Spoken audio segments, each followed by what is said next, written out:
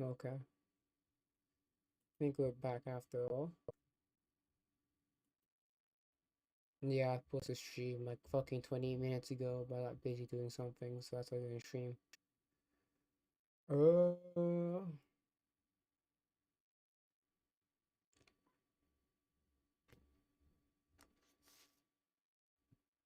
okay.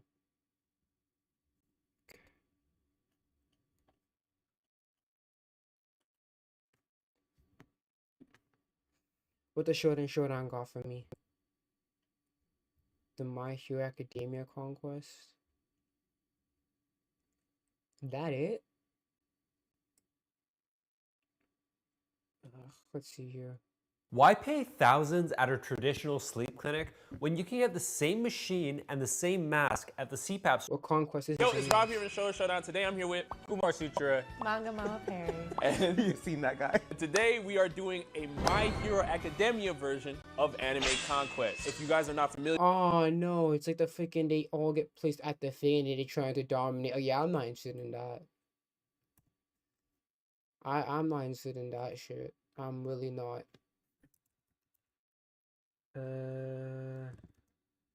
Shonen. Sorry, I don't know how to say his name.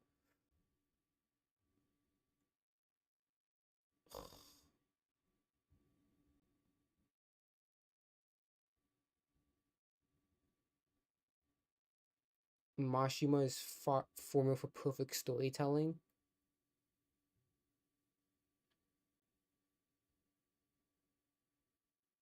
I wouldn't say Mashima. Hold on here. Let me hear. Let me hear. With YouTube Premium, watch ad-free videos and listen ad-free on the YouTube Music app. That's right.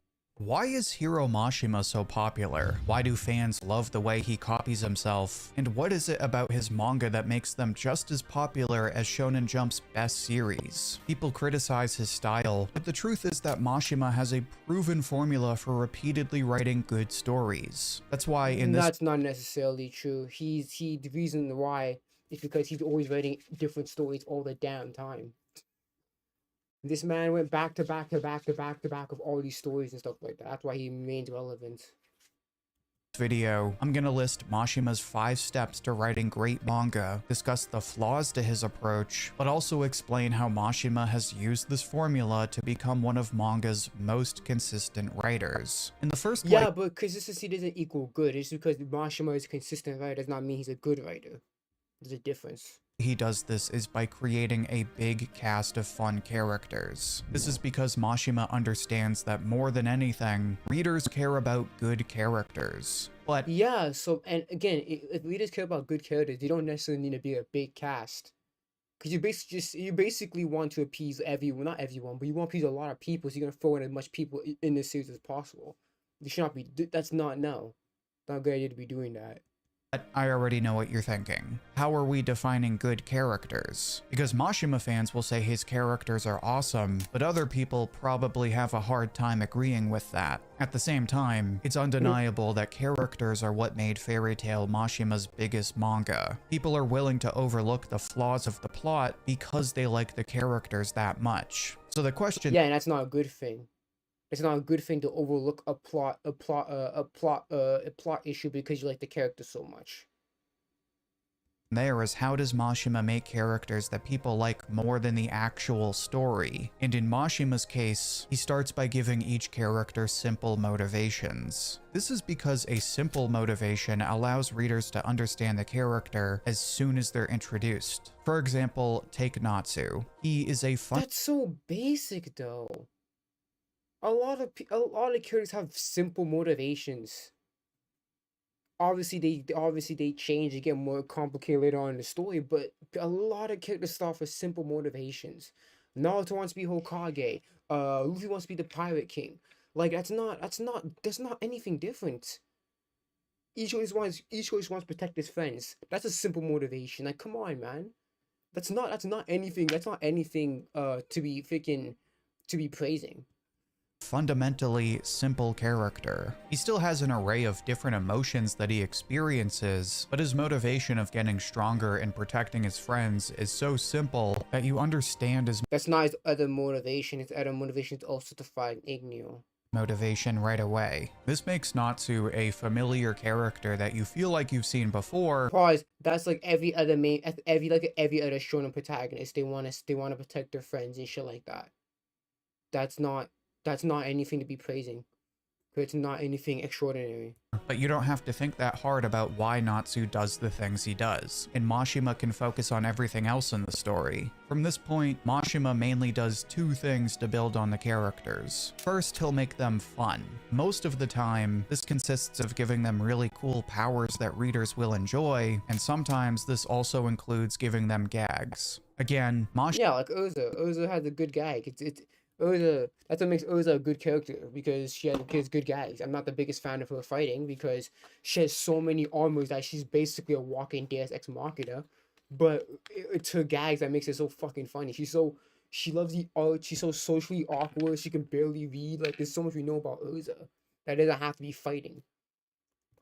Mashima is a simple guy, and while he does add depth to his characters, his intent behind a lot of the characters can really be as simple as just wanting a fire user or a water user. And he also loves his gag characters, and isn't afraid to make characters just because he personally thinks they're funny. Hence why the Jigglebutt gang is a thing. That being said, anyone who's read Mashima knows he's famous for sad backstories. Gray has his backstory with his teacher, Erza has her backstory as an orphan. Mashima, again, typical shonen protagonist, not typical shonen protagonist, typical shonen backstories. A lot of shonen have characters who have sad backstories.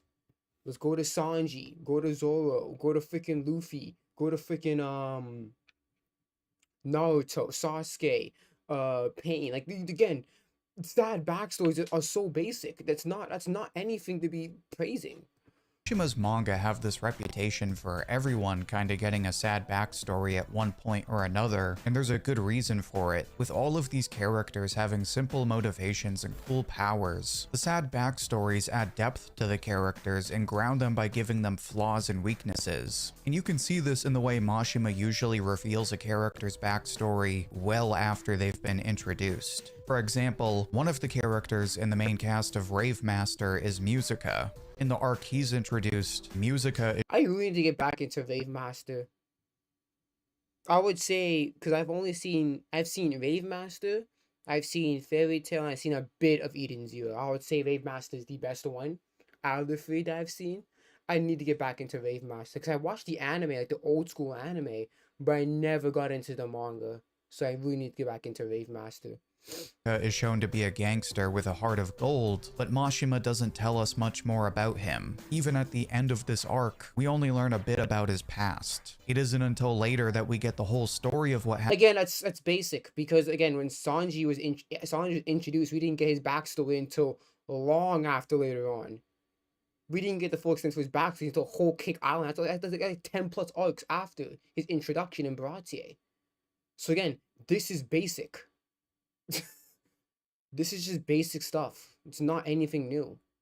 What happened to Musica as a kid. Musica is one of many examples of how Mashima starts with simple ideas for characters before he adds those backstories to flesh them out. You have the backstories to give them flaws, but Mashima's main approach is to make characters simple and fun to watch. This is also why Mashima's manga always have large casts of characters. Other writers might go for very small main casts, but Mashima... Yes, because it's easier to manage.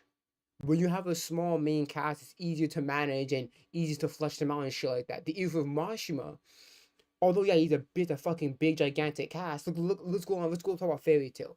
Fairy Tail has hundreds of members. We don't really know anything about those members besides the main cast, which is around like 20 of them.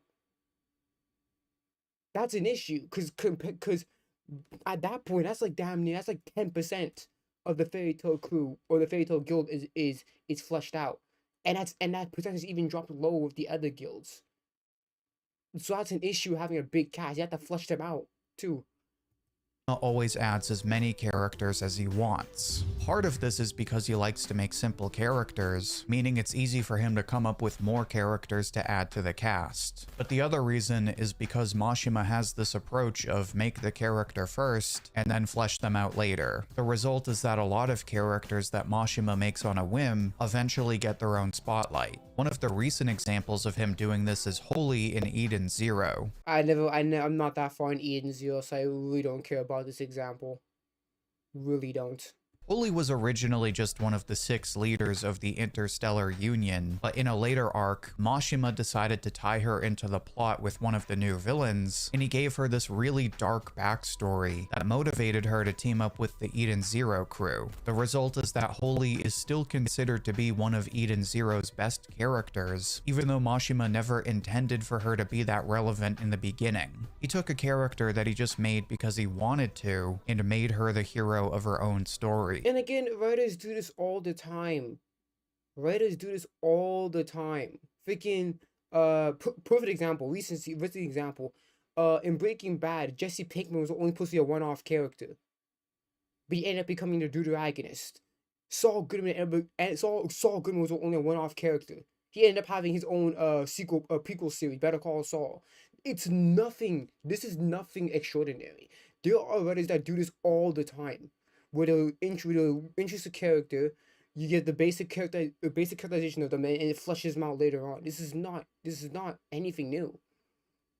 One Piece does this, Naruto does this. Like, come on.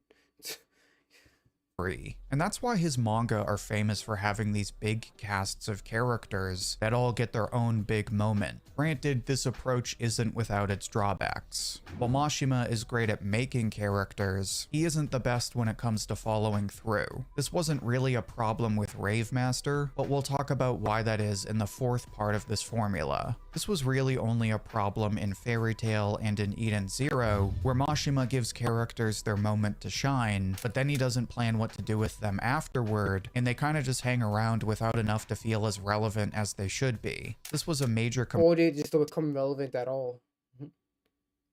Jet and Joy from in Fairy Tail, who are they?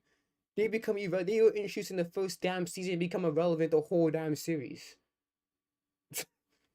It's not, again, complaint in Eden Zero with newer characters like Jin and Clean, who got added to the main cast because everyone liked them so much, but didn't get a ton of focus later in the story. This even happens in Fairy Tail, more notably with Gray, who doesn't get fleshed out at certain points in the story, but often feels like he's an afterthought compared to characters like Natsu, Lucy, and Erza. So Mashima's approach to characters isn't perfect, but when and that's an issue because you need to plan with because again, that's kind of Mashima's kind of thing. He doesn't really plan a lot of those things with the characters. Sure, you have the impulse to introduce that character, but you're gonna need to flesh them out later on.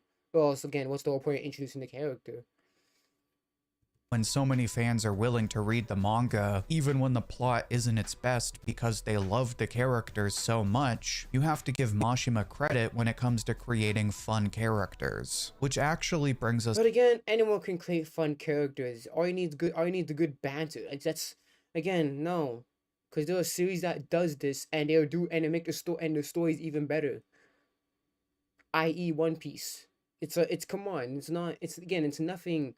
It's nothing extraordinary what you're saying here. Brings us to the second part of Mashima's formula, leading every Jeez, you spend almost half the time with step 1. manga with a boy-girl Oh, he's not going to explain the other steps properly then. duo. This isn't something he does in all of his manga, but it's a staple of Mashima's best manga, and it works because it makes the stories appeal to as many fans as possible. Because in a lot of shonen manga, the main character is usually a dude. This is because of the demographic.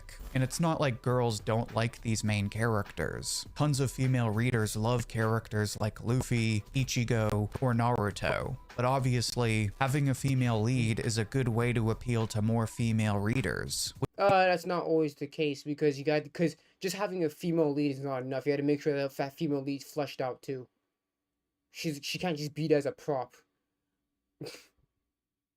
So, which is exactly why Mashima always leads his best manga with a male character and a female character. And what's interesting is that the female character is usually the one who is technically the more important character. Rave Master starts with Haru, but Ellie is technically more important to the plot. Fairy Tail focuses a lot on Natsu, but it starts with Lucy, and she's really the anchor of the party, as demonstrated by them always bumming out at her house. And Mashima also does this in Eden Zero, with a lot of the story focused on Shiki, but Rebecca being more important to the plot. Besides reaching to male and female fans, the other benefit to this approach is that having allows Mashima to interest into the story. Typically, this is something that happens slowly over the course of... I mean, she's good for...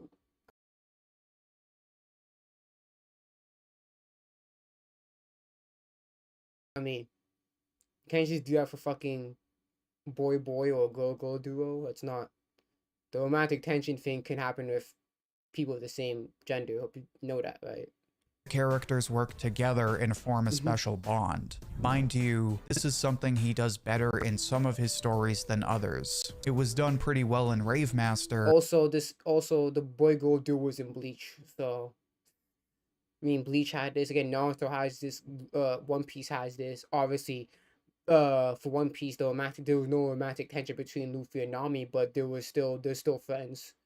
And he did a great job with Rebecca and Shiki. But obviously, Natsu and Lucy are a different story. Like, literally everyone in Fairy Tail gets together except them. But romantic tension is still romantic. You can't just say everyone gets together. That's just not true. Locks didn't get with anyone. So you can't just say everyone in Fairy Tail gets together. Again, we have like 100+ members that are nobodies. We don't know their lives. Tension. It is kind of annoying, but it does keep people reading so they can see if those two finally get together. It's also worth reminding that Mashima doesn't use a main duo for all of his manga. He didn't do it for a lot of his one-shots, but obviously those weren't long-running stories. And he didn't do it in his newest manga, Dead Rock, and you can see how that's negatively impacted the story because the main character, Yakuto, lacks the sort of interest that comes with having another main character, which is exactly why Mashima typically uses Yeah, but again, you don't need the romance there. You can just have a good friendship. You don't technically need romantic tension. Unless you're not gonna do it properly, and there's no point. these boy-girl duos. They reach more fans. Bro, you know, I realized we're damn near almost 3/5 in this video, and he's only on step 2. So he's gonna fucking bull rush through the other steps then. They allow for romantic tension, and they also create dynamics where both characters build each other up. But now that I've talked enough about Mashima's characters, I need to talk about the other thing that he's famous for. After creating a fun cast and a main duo, the next thing Mashima adds to his manga is adventure. Whenever you read his manga, it's easy to feel like you're reading One Piece or OG Dragon Ball. And this is because Mashima treats each of his new stories like a brand new adventure. Mashima opts for fantasy stories because it allows for more creativity, but another benefit of this is that he can create exciting worlds that readers are fully immersed in. And the main reason behind this immersion is that Mashima goes all in on every arc, giving them their own special treatment. Fairy Tail is famous for this, but this was something that Mashima did as early as Rave Master. Every arc in that manga builds up towards the big developments. Mashima also approaches each arc's own story as an appeal. Personally, I think it was in the Mermaid arc because the characters cross their main goal, but they also— Again, I don't know. I'm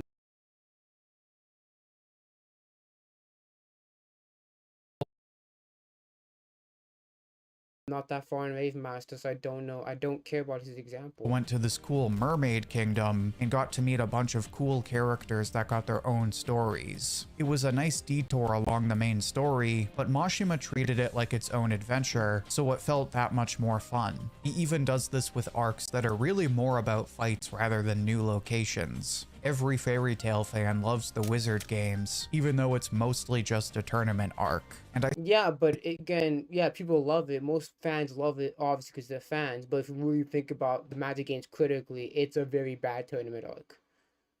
Because the point of a tournament arc is to have structure. If you have no structure in a tournament arc, what's the point of a fucking tournament? That's why tournament. That's one reason why tournament power is so bad. Oh, no flying, they're flying. No outside. No outside sources, but they use fucking Batara earrings. It's like there's no structure. The point of a tournament arc is to have structure. If you don't have structure, then there's no point of a tournament arc. Point blank period. And I still think the Mildian arc in Rave Master is one of his best arcs. It's only 7 chapters, but in those few chapters, Mashima builds up to one of the most epic fights I've ever seen. But that being said, Mashima is still a future-oriented writer, which brings us to part 4 of his formula, planning out the story so it has a clear direction. Mashima is famous for saying that he didn't really plan out a lot of fairy tale, but typically he plans out the majority of his stories. The reason this sets him apart from so many other writers is because his stories consistently have a clear direction. Again, maybe not so much for fairy tale, but even in that case, he would plan out the new arcs before he started them. It's an incredibly underrated— Again, a lot of writers do this all the time. Oda did this, like, come on. This is so basic. skill, because too many writers have great ideas when they start, but don't plan enough for the later story and write themselves into traps because of this. One of the worst examples of this was Promised Neverland, a series that has an amazing introduction, as well as the great Goldie Pond arc. But the majority of the story consists of unmet expectations and half-baked ideas. In Mashima's case, he rarely runs into these problems because he plans out the endings before he starts his manga. Now, yeah, but sure, you could say he plans it out, but the way that it's done is terrible. Okay, Natsu beats Jalal. How does he beat Jalal or eats Ifanano? Even though that wasn't established prior. It was like, yeah, he just eats Ifanano and then he gets stronger. It's just like, okay, that's a bullshit way of just doing it. Because Natsu's not really thinking of how to beat Jalal. It's just like, oh, I'm just gonna eat this thing. I'm just gonna eat this thing where I'm surrounded by and then get stronger. Even though, why couldn't Jalal do the same damn thing and then, okay. Now, that being said, I also have to mention that just because you plan an ending doesn't make it a good one. Eden Zero was planned out more than Fairy Tail, but its ending was met with just as many mixed reviews. At the same— oh yeah, again, Fairy Tail ending was pretty bad too. Well, one of the issues I have was freaking Makarov. Him having his whole dumb speech about, the next generation, all that bullshit. Does his fucking fairy law, dies, air quote, and it comes back to life. It's just like, what's the point of the fucking speech then?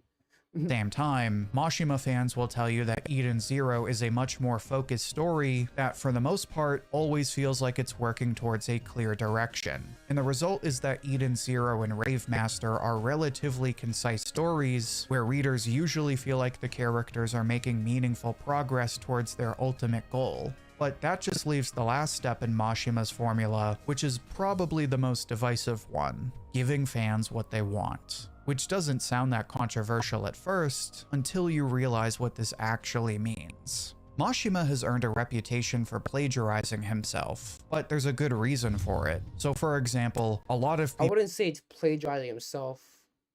Would you say, well, because it's his own work, so it's not really plagiarizing, but he just copy and paste characters. Like Jalal is from Rave Master. He called something else Sigel or something like that, but he's called Rave Master. Fucking Shiki from Eden Zero is just Natsu with gray hair, with the same hair color as gray.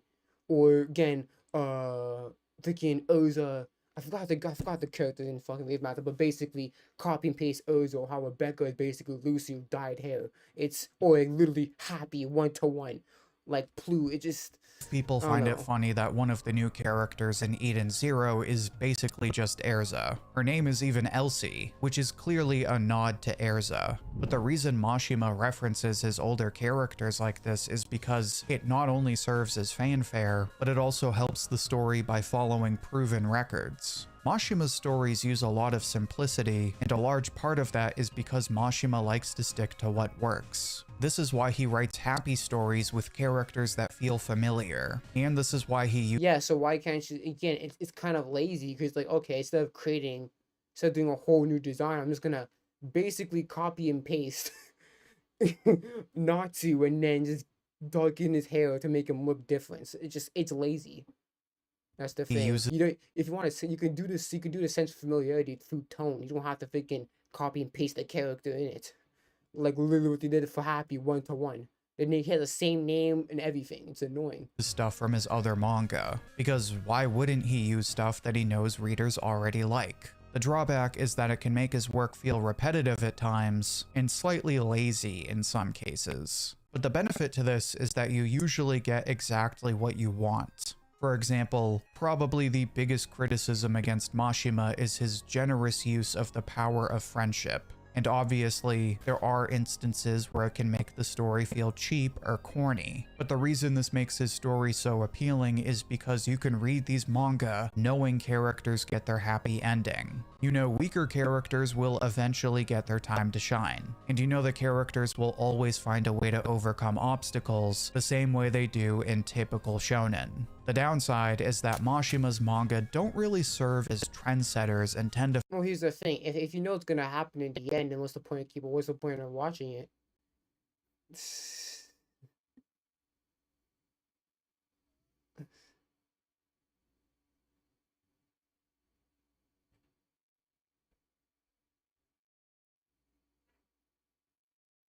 Like, that's just the thing. It just again, all those steps are so basic. It's not anything new. You're not explaining anything extraordinary. The gun rule.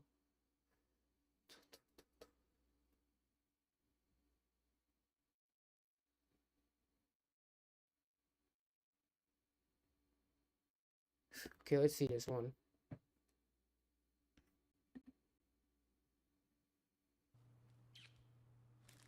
community. Everyone is an expert, but nobody's a fan. Now, I say he's an expert, but some of you probably have no idea who this guy is, which brings up an important Yeah, or only heard of Nicholas Lay as of recently, and every now and then here and there. I never really watch his videos at all.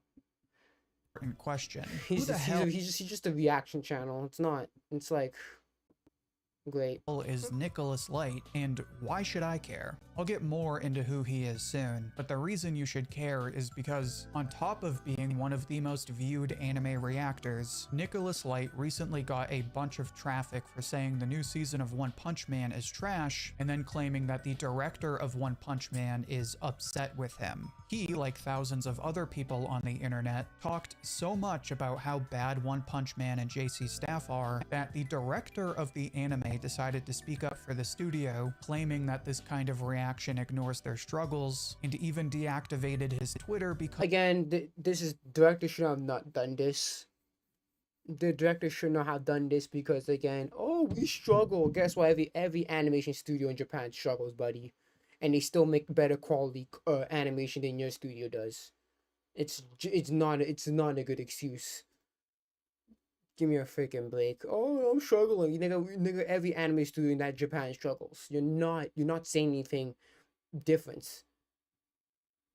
Because of all the hate he was getting. And this is exactly what I mean when I say everyone's an expert, but nobody's a fan. Everyone wants to hop on Twitter and post about how One Punch Man is trash or how bad the animation is, but nobody stops to think about how filling everyone's timeline with constant vitriol does more harm to One Punch Man's reputation and its creators than it does any service. Okay, so what are you supposed to do then? Supposed to say, oh, congratulations, you did a good job? Like, what are you supposed to do? Dick ride? Come on, man. You made a trash product, and people are gonna criticize you for that trash product. Deal with it. You want to get less complaints? Do a better job at fucking animating. Like, bro, no. That's a dumb excuse. Oh, don't criticize them. No, criticize them. Criticize them. Call the animation trash because it is garbage compared to the other seasons of One Punch Man. It is bad. Even to season 2, it's bad. PNG slides, freaking model inconsistencies. Come on, man. We're using the same shots over and over. Literally editing out the whole freaking Garo fight with the monster. It's, again, no, man. People have a right to criticize the animation because animation is an aspect of the anime.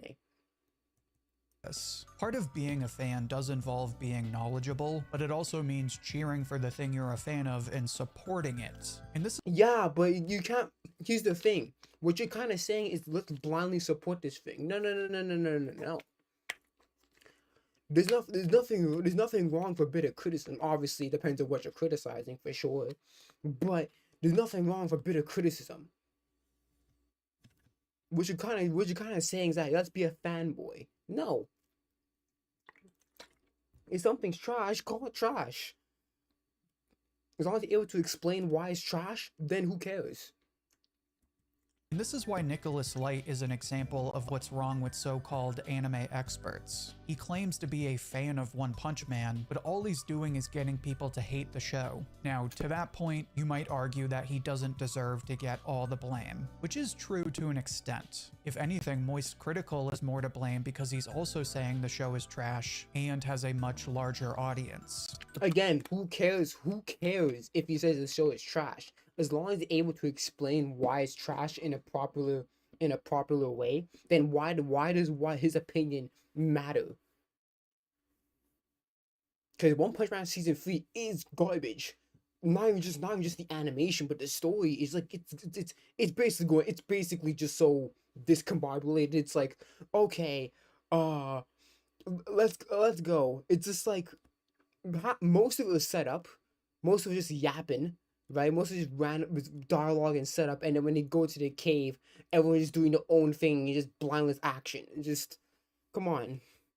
But the reason I don't point to Charlie as the face of anime tourism is because A, he's just stating his opinion and doesn't have a reputation for rage bait, and B, he isn't really an anime creator and doesn't claim to be. Meanwhile, you have Nicholas Light reacting to Charlie for views, and then claiming the One Punch Man director is upset with him. On top of that, Nicholas Light regularly makes claims like he's the biggest anime reaction channel. Or more recently, he claimed that he was the biggest Dawn to Dawn glazer. Almost like on Twitter when people unironically call themselves hive leaders. To be fair, he does get some of the most views in the anime YouTube space. But while he claims to be— Yeah, I don't think I've ever seen— I think he is probably one of the biggest anime reaction channels. I never seen a reaction channel as big as his. So, he may not be lying about that part. Dawn Glazer, again, I never really watched his videos, so I don't really know if he is the biggest Dawn Glazer, but whatever. Be targeted by One Punch Man's director, the director came right out and said he has no idea who he is. Ironically, this has been the response from every anime fan I've talked to. As someone in the YouTube space, I do my due diligence by paying attention to channels like Nicholas Light. But the funny thing is, with all of the views he gets, every single person I show him to has never heard of him or even seen any of his videos. He claims to be the biggest anime reactor, but everyone woke up to the One Punch Man drama and said, who the hell is this guy? The dude gets millions of views, but most anime fans have no idea who he is. And the ones who do only know him. But I mean, you have to realize how big the continent is. Like, there are millions upon millions of people in America and everything. So, he only has 1.3 million subscribers. I highly doubt everyone's gonna know. It's good. This channel is not millions of subscribers, so I don't even know who the fuck at all. So, again, it's just kind of how it is. It's kind of how it is. When I first saw Shadiversity, I'm like, what the fuck is millions of subscribers? Like, again, it's just, you just sometimes depending on what space you are in, you're just not gonna really know about him. That's just how it is. Know him for making slop. And I wish I could say something nice about him, because as someone who loves anime and YouTube, I try to find the best in what channels have to offer. But when you make claims like the biggest Dawn to Dawn glazer and your commentary looks something like this, or something like this— oh yeah, oh, I'm almost done, it's kind of hard to take you seriously. I'm not— Yeah, it seems more like a personality. Like Nicholas Light, just this hyperbolic, freaking hyperactive dude. That's probably not who he is in real life, but that's his personality on YouTube. I'm not saying his commentary is bad because he acts crazy. One of my favorite creators is Maximilian Dude, and he's even crazier. Take down the Kingpin in the beat-em-up side-scroller, the Punisher, and more.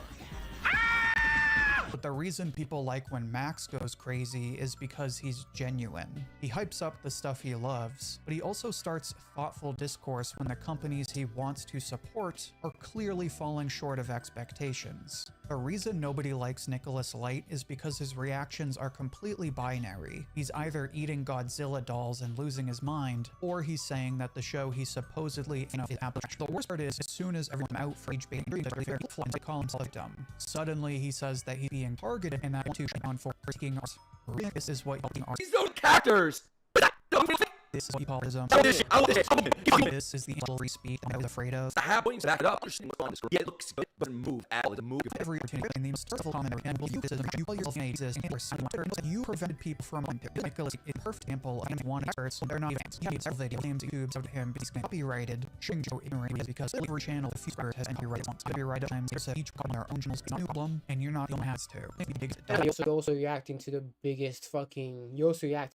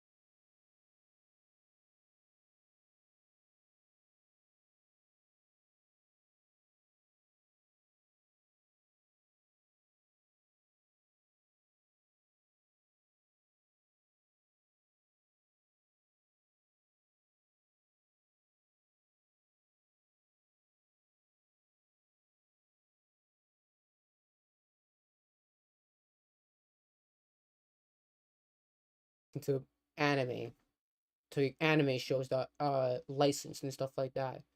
So obviously when you're a reaction channel, you're gonna be more vulnerable to criticism than if you're just creating like creating like analysis video or some shit like that, or regular video. Because obviously, again, you're using licensed anime. So unless you're just doing something completely different, then obviously you reaction channels are gonna be more vulnerable to copyright claims. Even I got copyright claims. It's not, again, yeah, he's right. It's not anything fucking new. Everyone got copyright claim before. I got copyright striked one time, so it's not anything new. I don't know why he's complaining about it. It's especially if you're a reaction channel, it should be just basic like knowledge that yeah, it's gonna be some moments where you're gonna have some copyright strikes on anybody or copyright claims. Simple as that. Don Glazer, but Dawn to Dawn fans have never heard of him. He claims to be critiquing art, but all he does is say stuff like, it doesn't move good, and then waits for everyone on Twitter to get mad so he can act like Anime Jesus. At no point does he actually show that he's a fan of any of these shows. He's come out and said he doesn't read manga. I don't read. Do I look like I read, bro? I don't read manga. I don't read anything. So it's not like he reads the source material, and when he does watch anime, he offers the most surface-level commentary, saying stuff like Gachi Akata is trash as if everyone and their mother hadn't already made the same joke. The reason I say he represents the problem with the anime community is because this isn't the first time this kind of happened. Back in my manga running, something happened and starting translator, Tano at his job. He was one of the trainers who was ready to read for like that.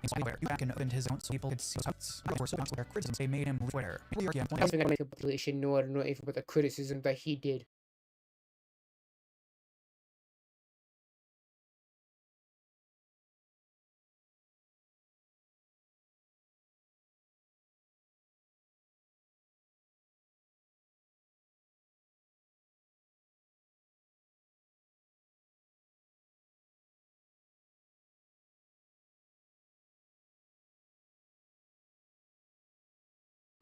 So again, I don't care about that, and I don't really care about all that shit that happened prior. So again, I'm not into My Hero Academia like that.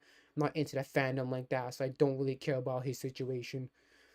Light claiming he's a One Punch Man fan and doing everything he can to give it a terrible reputation. Granted, there's always a time to be critical, but there's people like Sarcastic Chorus who only critique the shows they like because they have a real issue with a show they love, and then there's Nicholas Light who can only say the animation doesn't move good. But to that point, you might say, why does this really matter? You yourself just said this isn't a new problem, so besides the recent drama, what does it matter if anime fans are being anime fans? Well, that's just it. People like Nicholas Light are not animes. Sorry if anime they watch opinions they have, but you ask them about anime, they like it all they say is to peak anime here. And you actually spends more time on censorship and on color naturally with anime. And people say, That's not legit, because if you actually go back into Chibi's videos,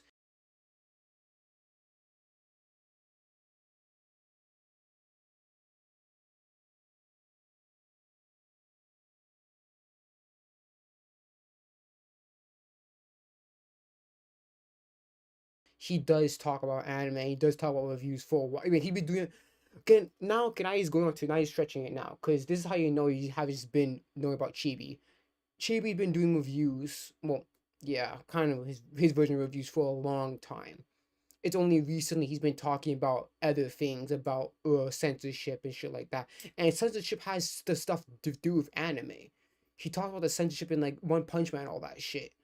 So again, it's just, censorship is involved with anime. Sure, he's not talking about anime reviews, but he should talk about other things as well. Well, he can't talk about other things. It's just that he has to talk about anime and only anime. don't give these guys the engagement. But that's what real anime fans have been doing, and the problem is only getting worse. And it's not just content creators. As a content creator, I can't tell you how many times I get asked what my top 10 anime are, or what I rated this show or that show. People are so concerned with watching the best shows, or making sure they watch the popular shows so they can post their reaction to it, but everyone forgot how to find shows they actually like. And I mean, Okay, but why not just ask? Why not? What's wrong with them asking for your opinion? What's your opinion on this anime? Oh, I gave it this, and then that person says, "Oh, you think it's that? I think it's this for this, this, and this." What's the problem with that? At this point, you're kind of just poisoning the well and trying to promote the depth of conversation. What's wrong with people asking you, "What's your opinion on this anime?" What's wrong with that? There's nothing wrong with that, bro. Come on, man. I mean that literally. I've seen a lot of burnout with anime and manga fans. People saying, yeah, I don't really watch anime anymore, or I can't find any good shows. Which is a crazy thing to say when the last 2 years have been some of the best years of anime ever. But it's easy to get burnt out when everyone has to make Frieren the #1 anime on Mal, or everyone only watches the top-rated shows, or everyone has to vote solo leveling anime of the year and fantasy of the year, and romance of the year. And that's the whole reason I made this video. Not because I care about what Nicholas Light thinks. Not because I care about the norms of anime, but if people are taking this issue extra for stance positive. But never probably what the solution is, because if Nicholas Light thinks of his anime, but none of the anime fans talk to even who is being an anime fan not really mean. How you tell me anime, well, I'm gonna let one on channel. Just why only shows that you let avoid and use a show god just watch it for yourself. I don't watch what's popular. I think looks squashed, shame friend, definitely with feeling Logan. Yeah, what's popular. That's not a good example.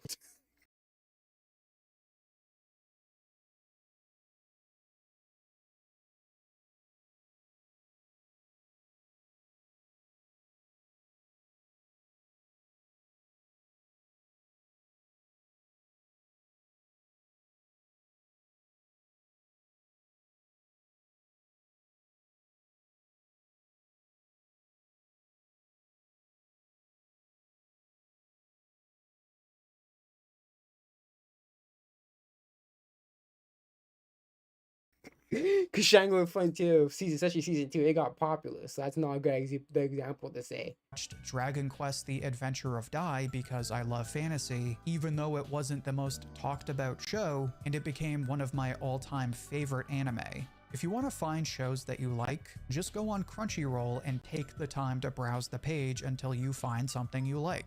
Once you do that, look up the studio that made the show and check out their other shows. So if you're a fan of Gurren Lagann, step out of your comfort zone and try Panty and Stocking. It might look weird, but it's made by Trigger, so there's a chance you'll really like it. Do that enough times and you'll find studios that you genuinely enjoy instead of yeah, okay, but these people watch the popular thing first, especially when it's the first time watching anime, they're gonna turn to the most popular things.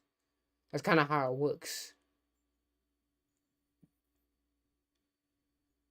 Parroting the same 3 studios from Twitter. Or if you want, check out anime from the same manga artist. So if you like Full Metal Alchemist, watch Demons of the Shadow Realm when it comes out. If you like Dr. Stone, go back and watch iShield 21. And if all else fails, look for shows about stuff outside of anime that you like. If you like historical fiction, watch Golden Kamuy. If you like Harry Potter, watch something like Mashal or Witch Hat Atelier. Instead of looking for the best anime, take the time to find the best anime for you, instead of watching shows just so you can have— Yeah, but even the best anime is subjective, so even there's no best anime. Sure, you can do comparisons, whatever, you can find some sort of metric, but even then, that's still subjective to the person. There is no best anime. can have an opinion, start watching shows so you can learn what you like. Even if you don't like it, that's one more thing you know about yourself. And this doesn't just apply to shows. If you hate anime videos, you're probably not looking hard enough. Instead of watching whatever YouTube recommends, look up channels like Totally Not Mark. No, don't look up Totally Not Mark. No, do not. If you want a good reaction channel, someone like Carmen Elaine makes great videos. Even Spilling the Milk still covers the occasional anime, and they're one of the best channels on YouTube. And if that doesn't work, just search for your favorite anime. It may take a while, but I guarantee— Yeah, but here's the thing, if you never watched anime before, then you're not gonna have a favorite anime. there's at least one reaction or video essay for you. And that's why I wanted to make this video. Not to give any more engagement to anime experts, not to make a drama video and then be phony and title it like, I don't like making these videos, but to point out how being an expert is ruining anime for everyone else. If you find yourself watching shows just so you can get them canceled, watch something else. And if you hate what everyone else is watching, then start looking for shows you actually like. Because again, it's the whole watch what you like thing. Like what you like. Watch what you like. There's nothing wrong with watching something that you think is bad. I don't like that mindset. Oh, only watch the things that you like. It's just like, okay, what about things I don't like? I can't watch those too?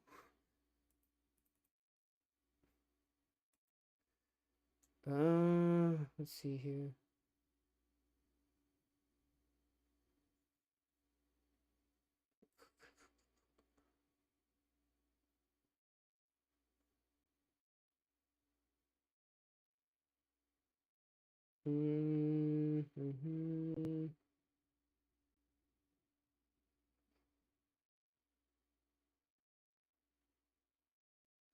Trying to see something.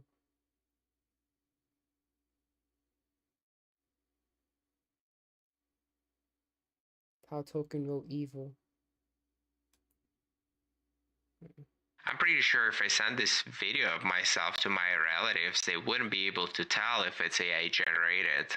The Lord of the Rings is one of the best examples of moral complexity in fantasy, arguably in all of fiction. I imagine that's not a statement you have heard often, as Tolkien's great novel is regularly cast as a simple story of good versus evil. Yeah, I don't remember much of... I'm pretty sure if I send this video of myself to my relatives, they wouldn't be able to tell if it's AI generated. So there's a problem with the title and thesis of this video. Master Gamgee. You are a bold one.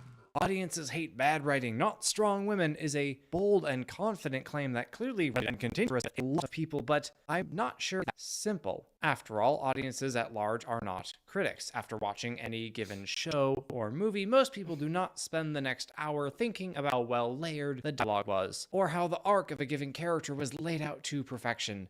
Instead, they say turn bad. The majority of the viewing is all that concerned with the technical execution of a given story's writing.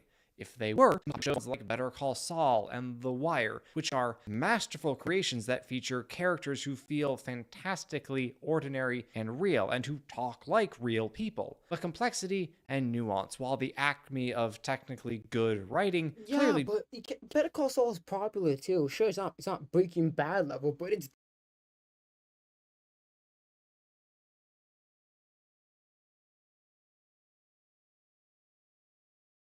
damn near there. I wouldn't say Better Call Saul's not popular. It is pretty popular. The Wire, you can make an argument for The Wire because I didn't really know much about The Wire prior. But Better Call Saul, yeah, I would say it's on par, damn near on par with Breaking Bad in terms of popularity. Clearly do not by themselves invite an audience's love and admiration. On the flip side, that would suggest that writing full of contrivances and exposition, writing that treats the audience like semi-moronic halfwits instead of functioning adults, is not quite as despised as the title of this video might suggest. And that's because the purpose of writing, of the art it belongs to, is not to be technically sound. Instead, its goal, the goal of all art, is to evoke emotion and provoke thought. Having complexity, depth, and nuance can aid in that purpose, as can ensuring character motivations evolve in a sensible manner, developing character chemistry, and ensuring each scene has narrative weight. That's not to mention the unnecessary exposition, stilted and unnatural dialogue, and general fluff and filler which every writer should seek to avoid at all costs. But when you lose everything, that's when you're finally free. If you include the things you are supposed to include and exclude those which you ought to exclude, you will, most likely, end up with a script that at least has a chance at provoking the intended emotions in your audience. So when we look at the various heroines from recent years, we ought to ask, how did the writers want the audience to react to this character? What admirable traits did they give her so we could look up to her example? What difficulties did they have her experience so we could relate to her struggle? How did they bring out her qualities, both good and bad, through her relationship with her fellow characters? And ultimately, did they accomplish what they set out to do? I think one of the biggest failings of modern writing is that screenwriters don't really care about that first question. Instead of writing for their audience, they are writing for themselves. It's my birthday gift to me. I'm so happy.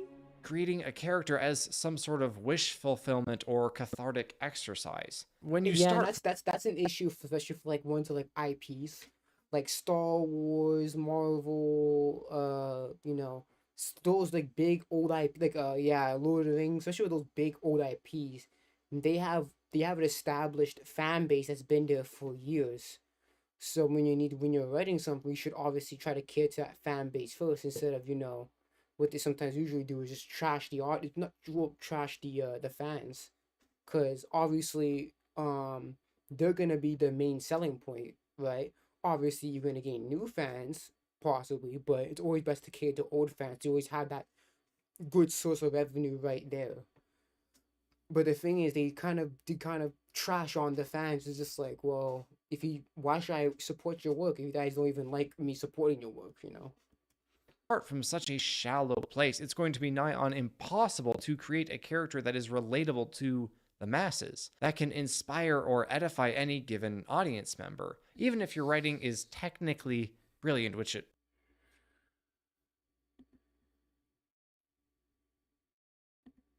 any long-lasting positive impact. I could list any number of female leads from the past decade or even the past 2 years since I made part 1 of the series whom you have already forgotten about. May and Osha from The Acolyte, whom I only remember because I just watched that series for the purpose of making a couple videos about it. I think everyone forgot about The Marvels before it even came out. And then there's Netflix Katara, whose writers saw all the complexities of the original and thought, nah, we'll make her entire character waterbender.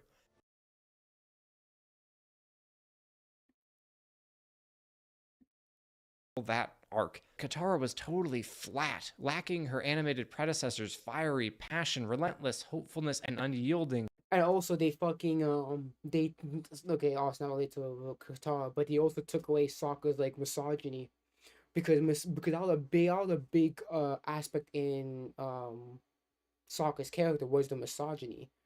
right? And obviously him getting beat by Suki and the other girls kind of trying to prove this point. But if when you take that aspect away, it's just like, yeah, you don't want to be problematic, so you're gonna take those trouble aspects of these characters away. Building loyalty. Let's talk about real Katara, shall we? Because as much fun as it is to point out all the inane and silly tropes that plague modern heroines, I for one would like the storytelling industry to start getting it right again. So let's examine some strong female characters that are actually super well written to help Hollywood and company get back on track. But real quick, let me note that one of the main problems with heroines these days is that they often lean into stereotypes. Male stereotypes. They are confident, tough, tenacious, intimidating. Monsters Inc., by the way, is an excellent story about relationships mattering more than personal achievements, but that's a topic for another day. Rather than be obscured by these stereotypical qualities, our leading ladies should instead serve as examples of heroic archetypes. It doesn't matter how technically brilliant your writing is, which again, it's not.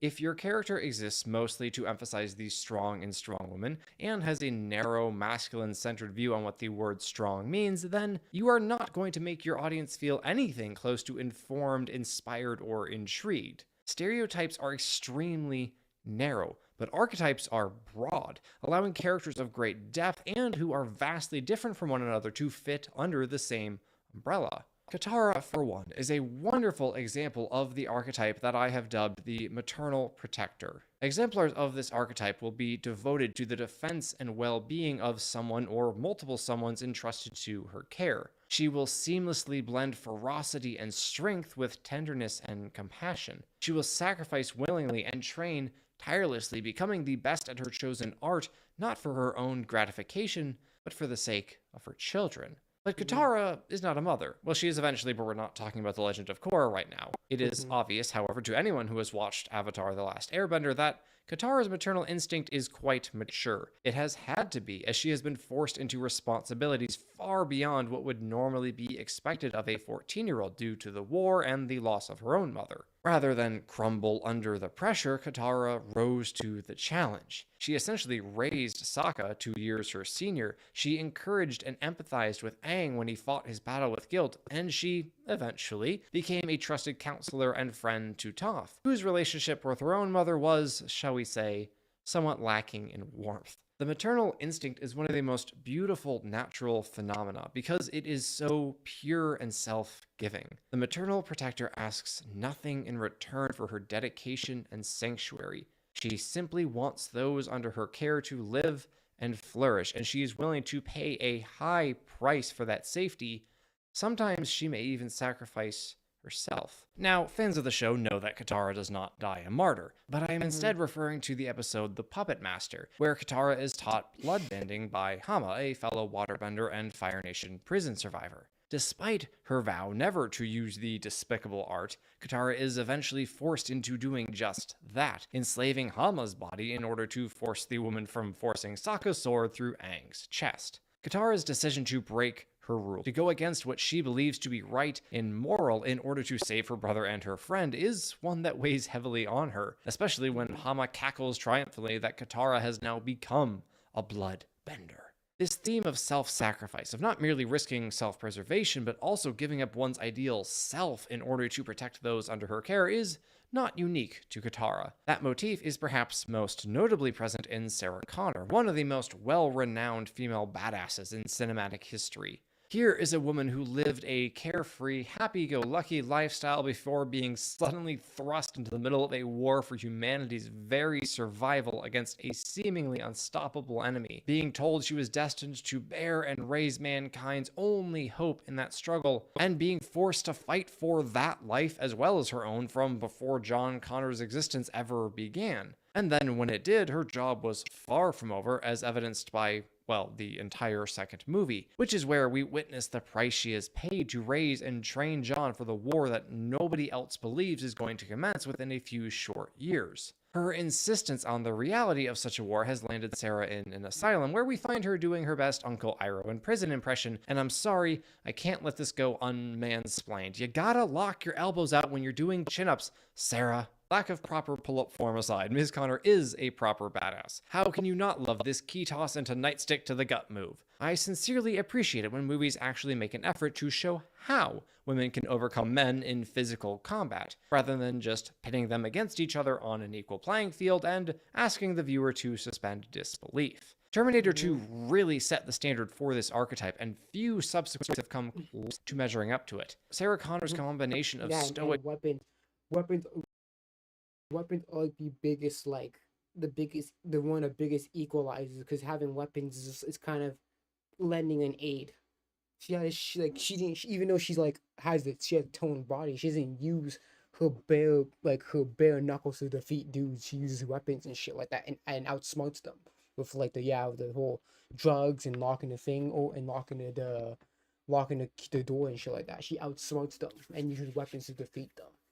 Not that whole fucking shit like happened in Last of Us. You trying to jujutsu dude, even though the guy wasn't even trying. It's just like, yo, just stop it, man. Because you're gonna be mostly in a gunfight 97% of the time that you're doing that shit. Stoic, unyielding dedication to her mission and tender care for her son is as moving as it is inspiring. You don't know what it's like to really create something, to create a life. Feel it growing inside you. Her desire to give John the peaceful and happy life she was robbed of by whatever violent means are required is not exactly pure, as John himself points out. Mom! We need to be a little more constructive here, okay? But it is doubtless relatable to all mothers who might witness this story. What mom wouldn't want to believe herself capable of being able to tell an invulnerable murder robot from the future to go to hell rather than let it get at her child? This is what a maternal protector should be. She should be able to bind together toughness and tenderness, fierceness and warmth, violence and gentleness. Yes, her bond with her child is a vulnerability that can be exploited, but it is also the very thing that makes her the renowned badass she is. People with nothing to lose usually aren't very inspiring to watch. Contrary to what both sides of the... Here's the thing, people nowadays see maternity as a weakness. They see it as a negative. They think that's the thing. They see femininity and maternity as a weakness, especially the modern day woman. So that's the issue. The political horseshoe, the 4B and red pill movements to be more specific, would tell you relationships do not weaken you. They increase your attack surface, so to speak, but they also urge you to be stronger, braver, and stauncher than you would be if you were alone.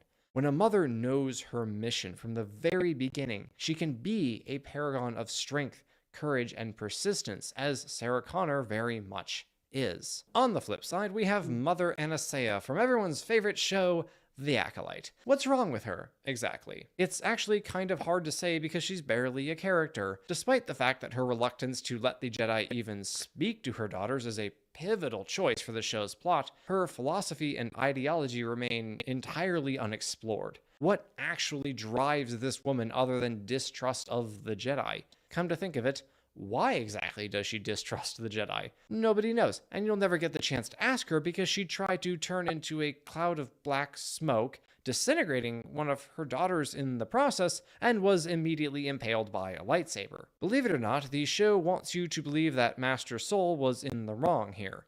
Well, maybe they shouldn't have shown Anastasia forcefully dominating the mind of a Jedi Padawan without provocation, and then, I repeat, nearly disintegrating her own daughter if they wanted the audience on her side. Remember, a mark of good writing is that it evokes the intended emotion in the viewer, rather than confusion, annoyance, and general eye-rolling. Mother Anastasia has supposedly been raising these girls for 8 years, and yet her relationship with them is not shown at all beyond what is required for the plot. Your enemies will not warn you before they attack! Avatar managed to convey a more meaningful relationship between Katara and Aang before the Airbender even woke up. Returning to that first example of the maternal protector, it's worth noting that she was not consistently formed in her mission as Sarah Connor was. Katara, being quite young, has to deal with the immaturities appropriate to her age, including her anger at her father, whose admittedly necessary absence causes Katara no small amount of grief and angst. She was robbed, you see, of the chance to be an example of our second archetype, the warrior daughter. There are any number of beautifully written characters who fit into this archetype, from Eowyn in the early 2000s to Ahsoka Tano a decade and change later to Mael from 2025's Claire Obscure Expedition 33. This archetype is defined by growing maturity, loyalty, coming into one's own, courage often to a fault, and typically a relationship with a strong father figure, such as Theoden, Anakin, and Gustav, respectively. But the character I want to focus on the most for our discussion of this archetype is Gwen Stacy from Spider-Man Across the Spider-Verse. How the heck does Haley Steinfeld keep getting all the good badass women roles? Someone tell her to share. Anyway, Gwen as Spider-Woman is everything you expect out of a spider-person, or spider-robot, or spider-pig, or whatever. She's brave, she's fearless, she's fast, skilled, and absolutely refuses to stop quipping during a fight. Oh, look, it's your cousin. She is also deeply vulnerable. Gwen starts out in a pretty bad place, mentally speaking, in this film, accidentally killing one's own best friend and then losing another best friend because, you know, he lives in a different dimension isn't exactly beneficial for one's mental health. Her dad's relentless pursuit of Spider-Woman as the suspected killer of Peter Parker doesn't exactly make things better either. It won't bring him back. And yet, Gwen does not blame her dad for doing his job, doesn't bear him any ill will for the obviously inescapable misunderstanding. When he asks if she would like a hug, her arms are around him before he can even finish saying the word. Moments like that are so important because they reinforce an idea that has gotten lost in our increasingly individualistic world. We need each other. We are made for relationship. Those relationships will naturally be very different as we progress through the stages of life, but we need support at every step. A teenager such as Gwen Stacy needs a rock to lean on. We see the same theme in Miles' character journey from the same movie. The secrets he has kept from his parents keep him from relying on them like a kid his age ought to, and it takes a serious toll on his psyche.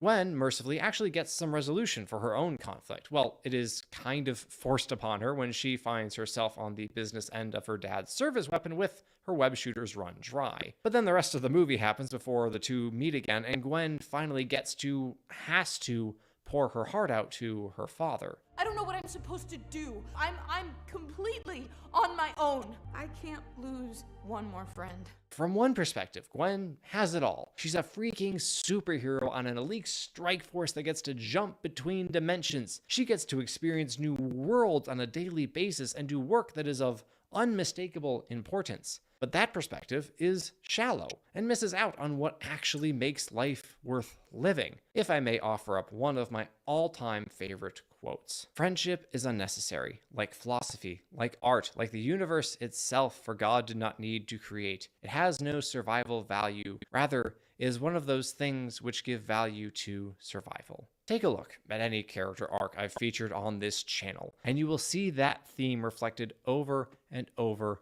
again. Iroh does all that he does out of his unquenchable love for Zuko, whose own journey comes full circle when he finally reunites with the uncle who had loved him like his own father refused to.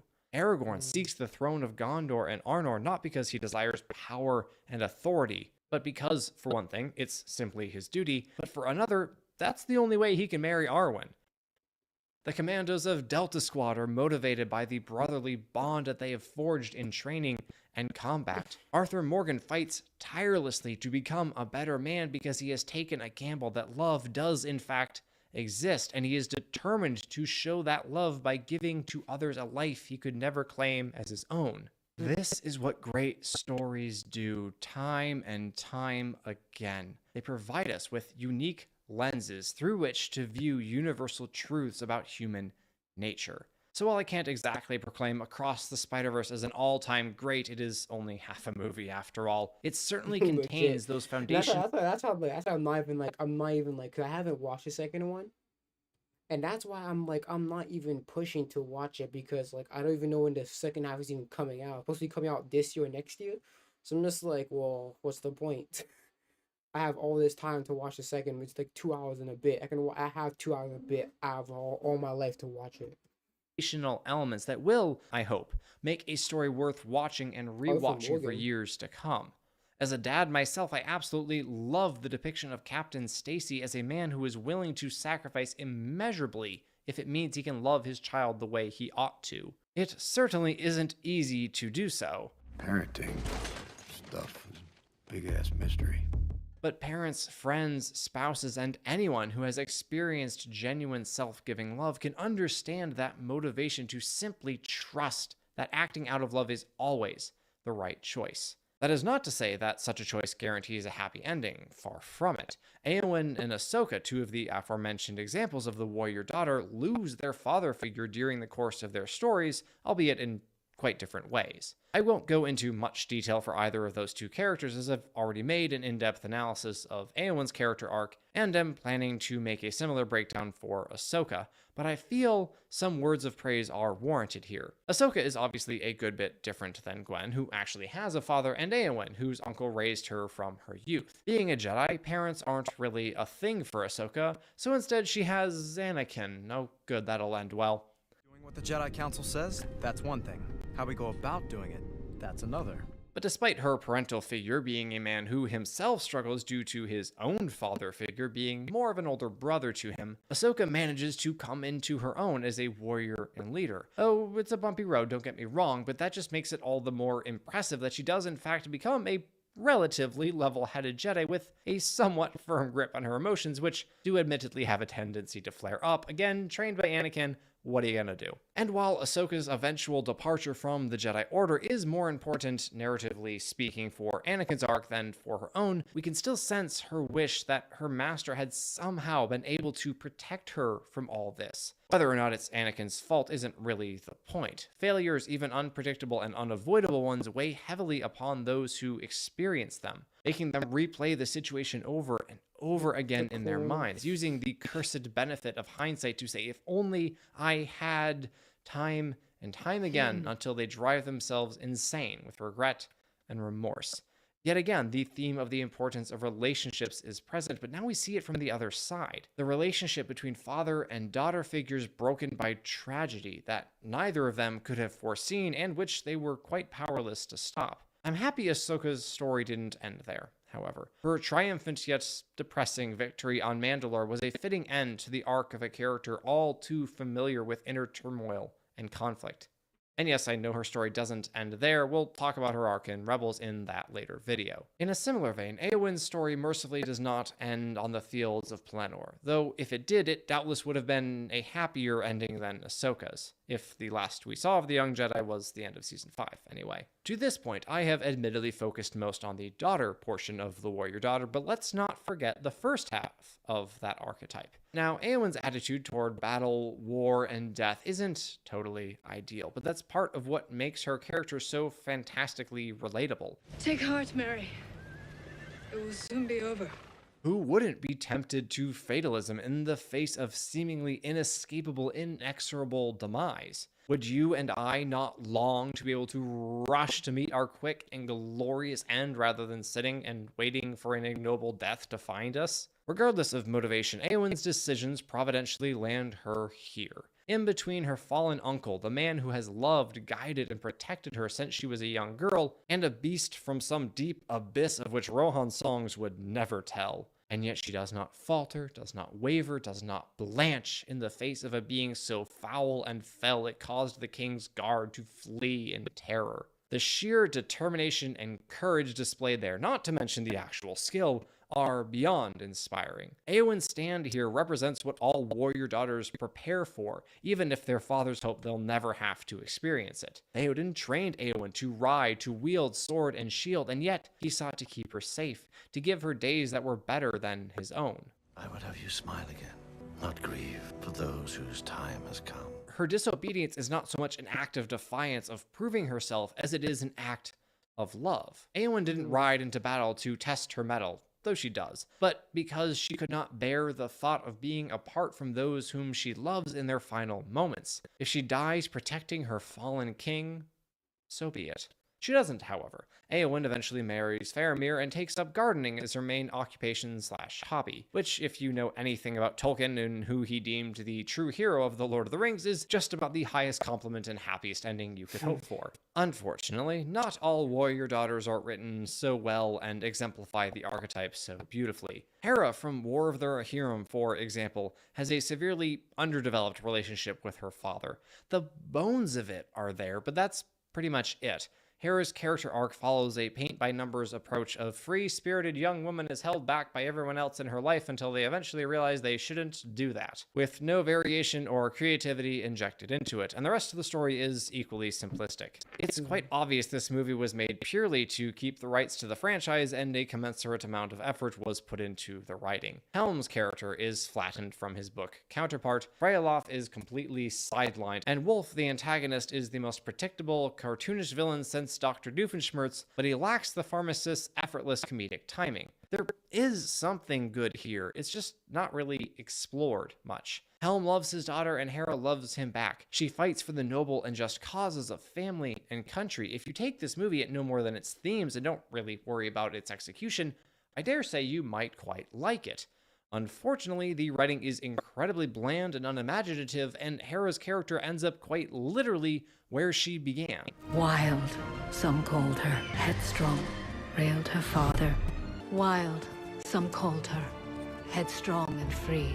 This, despite the fact that she had to take on the mantle of leadership during the story. What did she do with it at the end? Just kind of cast it aside, because I guess that's canonically what she had to do. Hera, however, is far from the worst example of this archetype done poorly. Oh yes, the Acolyte managed to bungle not one, but two models of the strong female character. The show spends some time on Osha and Sol's relationship. Thanks to Lee Jung-jae's acting ability, we do actually get a sense that he cares for the young girl and wants the best for her, and Osha, for her part, doesn't seem to bear Sol any ill will for her falling out with the Jedi Order. She is, in fact, quite defensive of him right up until the very end when she learns that he killed her mother and immediately unlocks a new force power and chokes him to death. And he lets her because he feels guilty or whatever, even though he definitely saved May's life by stabbing Anastasia before she could vaporize her own daughter. But forget about that, it's cool. Osha has realized that the Jedi are pretty much just as bad as the Sith. Moral equivalency, yay. Osha is a foil to this archetype, not because she is full of flaws or vices, but because she's just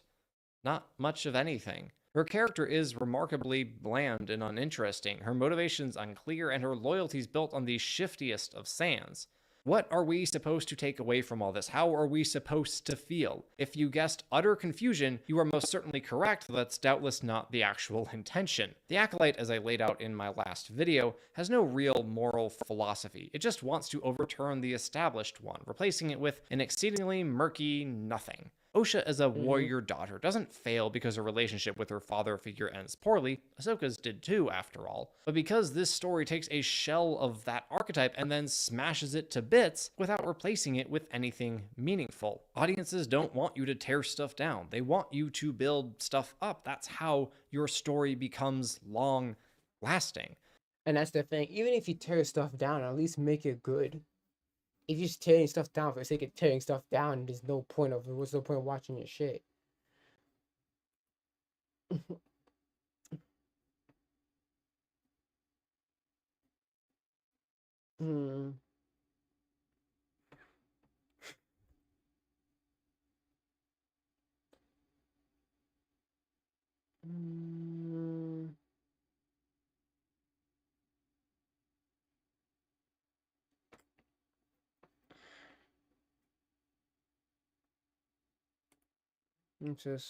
Imagine having TikTok and CapCut's creative power, supercharged by AI, all in one tool. That's what Dreamina delivers. I found and read through this manga a while ago that I'm like 95% sure will never, ever get an anime. Let's talk about it.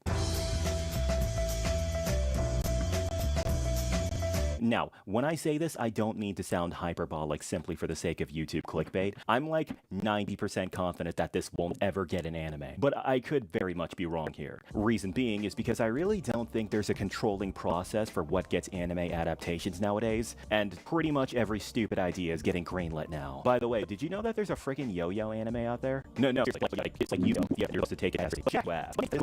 Beyblade is essentially just yo-yos.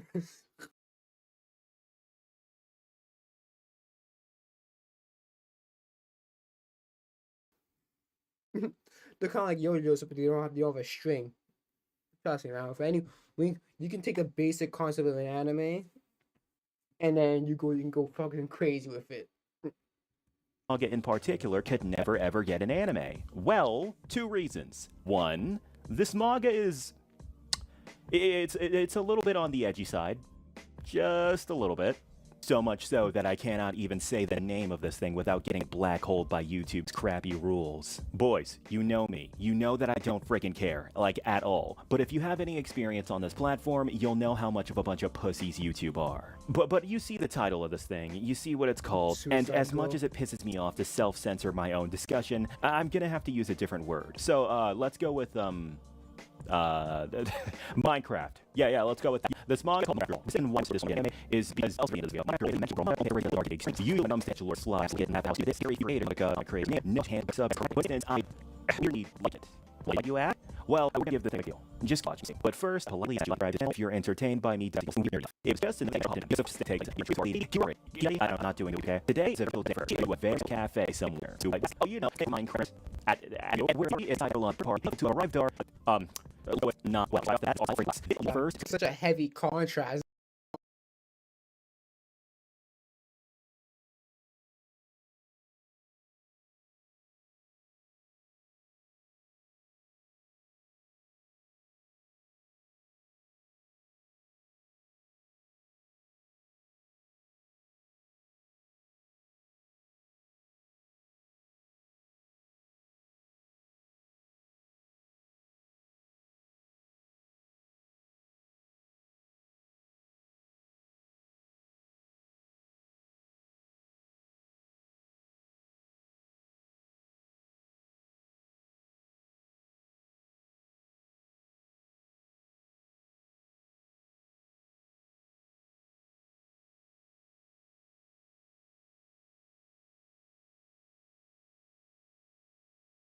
It's like holy shit, because this art style on the right looks like some like typical like Junji Ito type shit, and then on the left is like a typical shoujo. It's just like what the fuck? These are 2 different art styles, bro. 2 pages of chapter 1 that I'm showing you on screen right now, and they already wow me due to the, well, I hate to sound pretentious, but the artistic juxtapose present. You see, even for Japanese artists who, as we all know, are planet Earth's artistic overlords, even these guys have trouble drawing artwork of different vibes and subgenres. Like, you wouldn't expect Junji Ito to draw a cute anime girl like Lum, and if he did, it probably wouldn't look very good, because his art style is not designed to draw characters like that. So, to find an artist of any type who's good at drawing such a contrast of genres, I think it really speaks volumes for the artistic abilities and skills of this mangaka. Right, the very first 2 pages of the manga's name is Anyway, here are the other local review from this set, and only ask what their motivations are for committing Minecraft. That's what I know actually for every single for Minecraft. Really I don't like myself ever. But I kind of get my dumb at all these things. I just want to look at it. I'm sorry. Anyway, the other reasons for doing the blue squally and not trying to get those I'm where the field using his she has sweetheart will never be Minecraft. She knows please and do they and others married.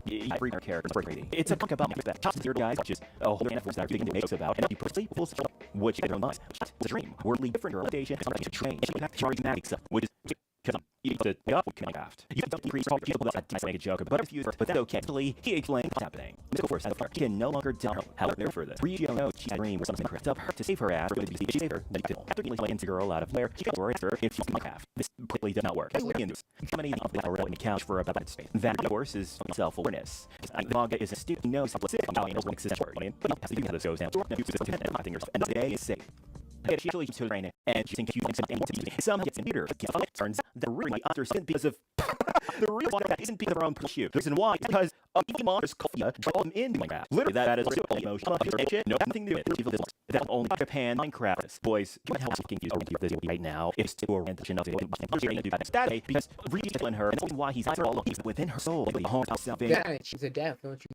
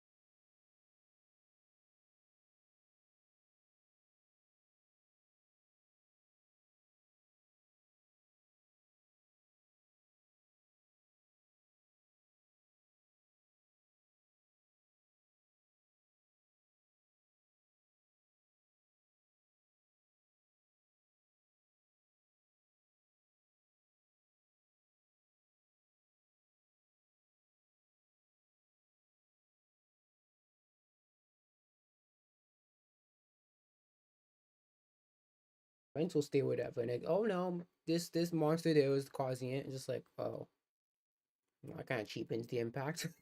To defeat these phobia monsters by giving her a friggin' magic noose and then telling her to go hunt down the monster and kill it with her magic Minecraft waifu powers. And then she does. And it's awesome. Bro, look at how freaking good this looks.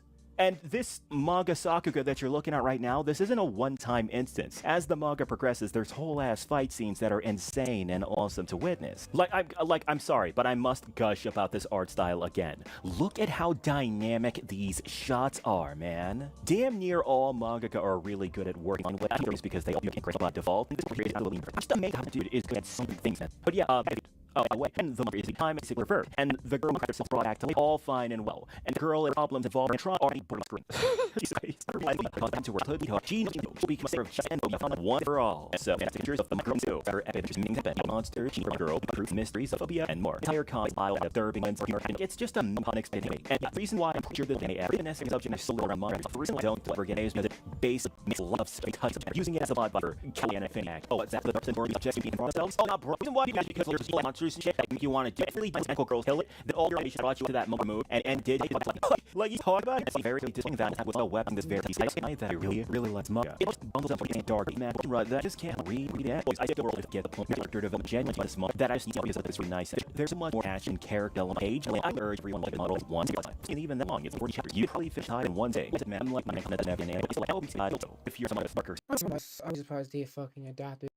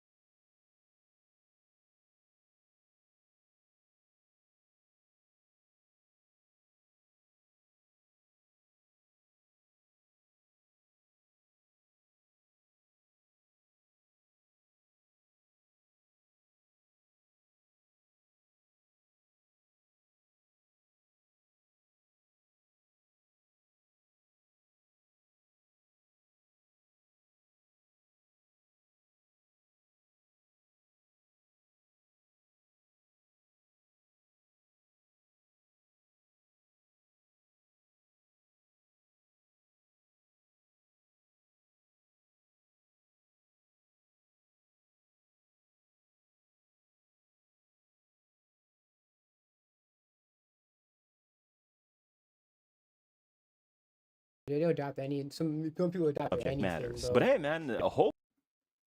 So, I would not be surprised they end up adapting it.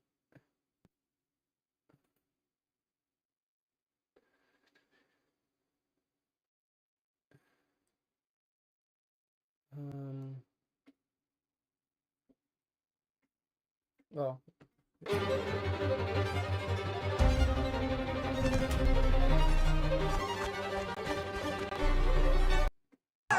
Are you ordering? Yeah, I'm waiting in line. Oh, what'd you say? Yeah, I'm waiting in line. Oh, okay. Can I wait with you? Yeah, you're good. So at first, I thought she might have been trying to get away from somebody because she came over and immediately grabbed me by the hand when she asked me that. So I thought she was going to have me pretend to be her boyfriend because there was somebody following her. Okay. How's you guys' night going? Pretty good, yeah. We're trying to just get 2 lemon drops, so we're not doing anything crazy. Okay, that's what's up. Do you want to take it with us? Huh? Do you want to take lemon drops with us? I'm okay. I'm gonna get a Crown and Sprite. Oh. What's your name? Andrew. Andrew? I'm Kylie. Good to meet you. Nice to meet you. I'm Jordan. Nice to meet you. Good to meet you. You noticed the immediate vocal tonality change because I didn't immediately agree to what she wanted? Take lemon drops with us. Okay. I don't. Too acidic for me. I'm gonna stick with my usual. What kind of shot do you like? I don't normally do shots. I just drink. I'll sip a mixed drink. I don't take shots either, but I deadass don't take shots, but I'll take. This is the equivalent to a girl telling you, I usually don't do this before you hook up on a first or second date.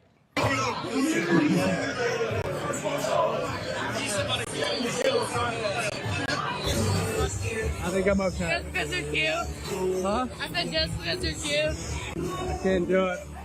So, you're like the 5th girl who's done that tonight. I swear. Don't be a simpy donut that keeps giving these types of women the confidence to do this. If she comes up to you out of the blue and she's not got a drink in her hand, she's probably trying to get a free one. Man had to be with you. Money. So how much money a week does he spend on you? He ain't spent nothing yet, but he having that shit. So why are you still with him if he's not spending it on you? Oh, it's coming. She got hold. There's someone I like that's in the crowd. Oh! Where is he? I think he went to the bathroom or something. Alrighty, what is your name, sir? John, I have to tell you something. The reason we came up to you, she was over there. We said, who's your pitch for tonight? We assumed someone on the stage. She said, there's a guy in the crowd. You were in the bathroom. Taking a shit. Jess, take it away. Hi, I just like to come up and introduce myself. My name's Jess. I'm from Omaha. I'm a nurse that loves to cook and play tennis. So if you're interested in never playing with me, just let me know. No, I give a prop for shooting a shot. I give it props for that. Not a lot of people shoot their shot like that, bro. I give it props for that.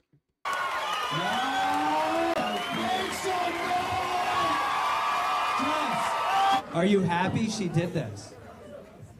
No, because I don't thrive under pressure, but I applaud you. All right, you're a great man, and that's how amazing you are. She saw you. So now you're going to give a decision. Are you interested in Jess? Yes or no in 3, 2, 1. No, I'm so sorry. Yeah, good for him for not caving into pressure. I hate when people try and pressure people by doing things publicly, whether it's a proposal or some dumb shit like this. The poor guy came back from having a shit.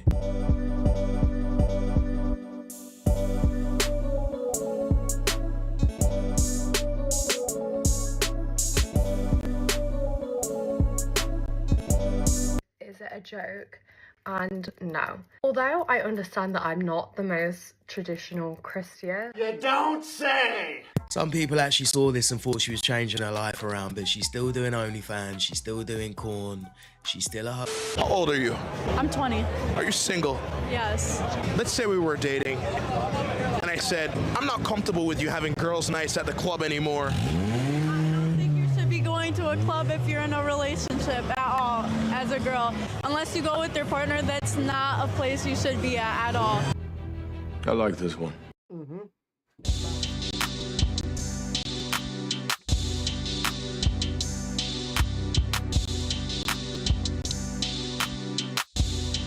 New year, new me. Same me though. Now, we got a lot of attention the last time we talked when you said you would love to be Spider-Man. Oh, I forgot about that.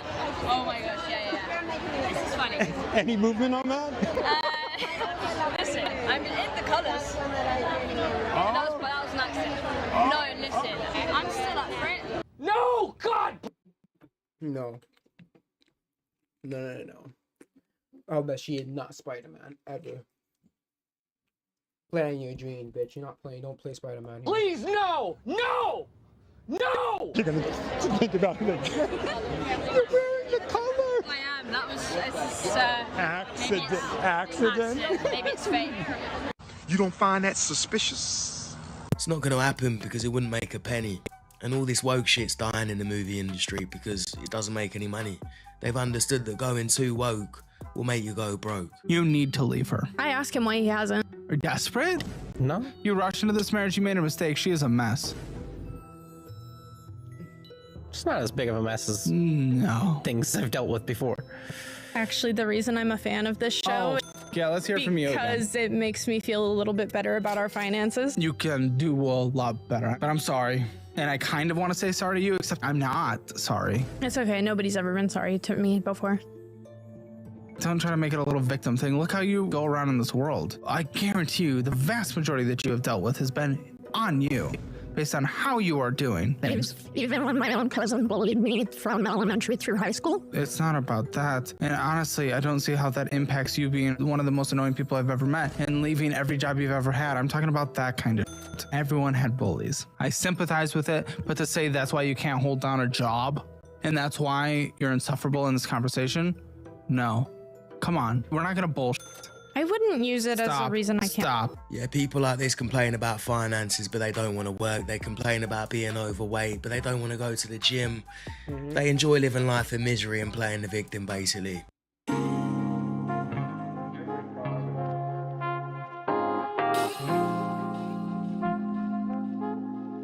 What percentage of men do you think have a yacht? Yeah, it's pointless. 30%. Oh, shit. Sorry, how much? 30%. 30. Yes. 30% of people have yachts? Like 1 in 3, basically 1 in 3 people have a yacht. I wish. Which one? That one. The one that says like Mangusta Grand Scroll to the Sport. side. Oh, that one's gigantic. Scoot it to the side. Multi-million. Well, that is a big yacht. 30%. Maybe. Have Yes, you met a please. lot of people with yachts? I have, yeah, and in Colombia also. There's a lot, like.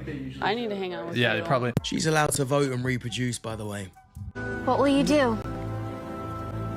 Rebuild it just the way it was, brick for brick. I have a question for you. What is the pettiest thing you've done to try to impress somebody? My first boyfriend in high school, he cheated on me, so I cheated back on him, and then I emailed his coach to drug test him, and he lost his D1 scholarship. Hi, Joe. Are you proud of that? Very proud. It's an evil world we live in. This is just your average standard relationship in 2026. They'll be back together in a few months.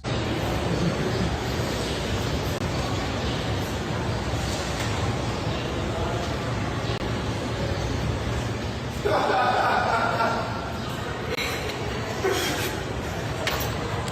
you know what? I'd probably react the same way if I saw this shit in real life. Imagine seeing these next Muppets.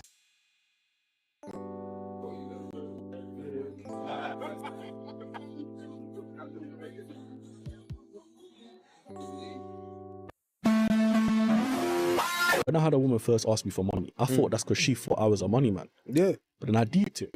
And I thought, hold on, you must think I'm a punk. Because my mindset's like this. If you saw Jude Bellingham, you wouldn't ask him for money. Because you don't want to ruin the pattern. You want him to think that you're a good girl. Oh my God. But you see certain women, they'll see the youth working in the warehouse. Yeah. Or the security Still guard, they'll say, asking for listen, you bread. got to pay my days, you got to. But he's a normal youth. You know that's wickedness, bro. Bro, women, bro, dark, bro. It's wickedness. Do you know when that new gal were fried, bro? They'll have of a rich man for free. Hey man, if you could have any superpower, what would it be? I'm a girl. I wasn't talking to you. Time machine, definitely. Yeah, like this comment says, you can see why he wants a time machine. Young kids are thirsty. He wants to be in a photo with my girlfriend, but I'll do you one better. I'll give you a photo with me. No, we can't get a photo with a woman. Sorry, bro. Hi, you're Mini. What's up? Hey, what's up? So everybody wants a picture with my girlfriend, Katie Calf. Nobody cute. I think that's haram, sir. Beautiful. Oh, you know. Hello. Love you. My fam. That is my wife. Wife? Yeah, that's my wife, Barry Haram. Okay, nice meeting you guys. Oh man, the youth of Iraq, they're fired up. I think that guy had one too many Monster Energy drinks, personally. Oh my God, what is going on? Yo, yeah, she's clearly uncomfortable. Get out of there, bro. You better start punching them because this is getting that's getting uncomfortable, bro. You gotta leave my lady alone, man. Oh my God.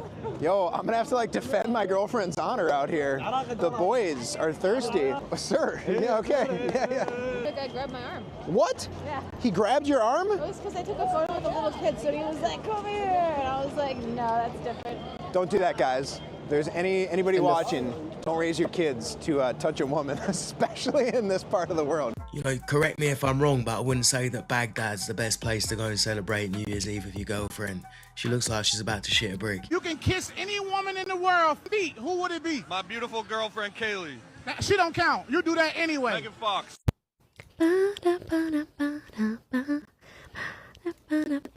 Exclude married. Yeah, I don't want to date someone who's married.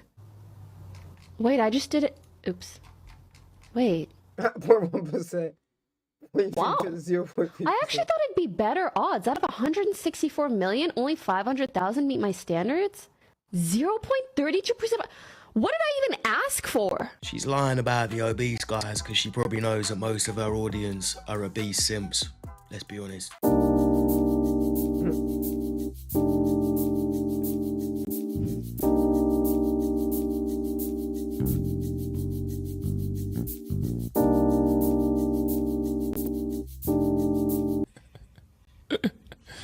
Sensational.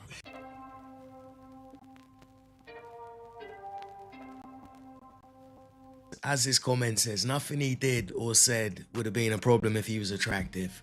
And it's true. Why men always wait until it's too late to get their stuff together? Because I thought I had another chance.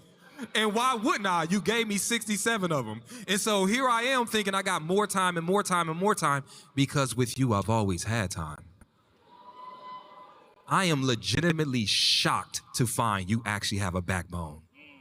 You thought I picked you because your positive qualities. I picked you because you picked me over you. And the moment you stop doing that, oh my God, you gonna do this to me? And here's the thing, you think I want you back so I can promote you, so I can do right by you. No, I want you back in that same position that allowed me to be me without consequence. You think I'm just getting my together while I'm too late. It's too late now, I'm changing it. No. The only thing I'm changing is my story. Because every time I gave you one, you believed it. And listen, this time, yeah, you did break up with me, but you did it before and before and before and before. I don't leave until you block me, have a baby, and get married. I'm here now. Y'all be talking about ghosts like that just disappear on you. You don't talk about the other type of ghosts, the ones that. If she breaking up with you before, there's no point going back to her. Just move on, bro. Just move on, man. It's too late, man. Haunt you. There's men right now that's in your life right now. You need to exercise from it. It's men right now that you playing Casper the Friendly Ghost with. Listen, how you know he wants to change when it's too late? It's probably because you're talking to him, communicating, watching his Facebook and his Instagram, because you truly ain't gone yet. A man know you gone when you don't pick up the phone. He know you gone when it says, boop, the number you have reached has been changed or disconnected. That's when he know you gone. But the fact of the matter is, you still arguing me, telling me how I should have did better and how you this and you that and you deserve this, that, and other. Guess what I think? I still got her. If you think it's too late, then you wouldn't be texting me. But the fact you are, let me know it's still a chance. So that's why I'm still there. Anybody else? That boy's good. I do this for a living. Damn. See, the women that really need to hear this will watch this. They'll nod along. They'll agree. They'll send it to their friends. But they're not gonna put it into action. And then a few days later, they'll get a text from that same guy saying, "You up?" And they'll be back. Men only want one thing, and it's disgusting. Wash it then. What did you say? What did she say? I have been having the thought that I feel so weird saying it. I don't even know how to say it. I'm sorry. You're physically stronger than me.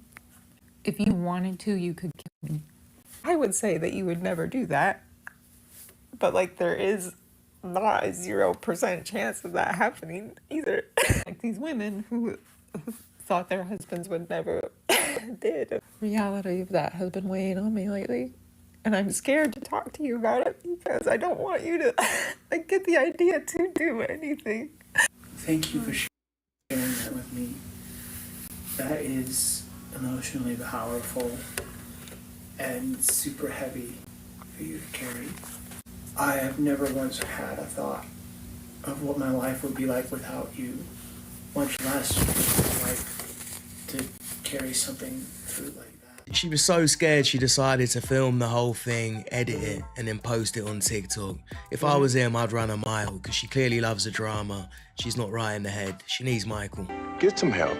Now they can't even take their shoes off inside of the club because like this talking to me. What do you mean? Like what? I said, get the fuck out my face, right? What do you mean? Bitch ass, get the fuck out my face. What you mean? Like, I'm bugged. What are you talking about? What do you need, baby? I don't know. You got 3.5 seconds for this high heel going in your motherfucking eye socket. Go in my eye socket. Why would you do that? Do you think I'm playing?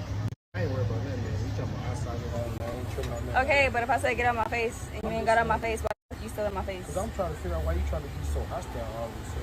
Because I don't want to talk to you, bro. Look how close you are to me. I just walked.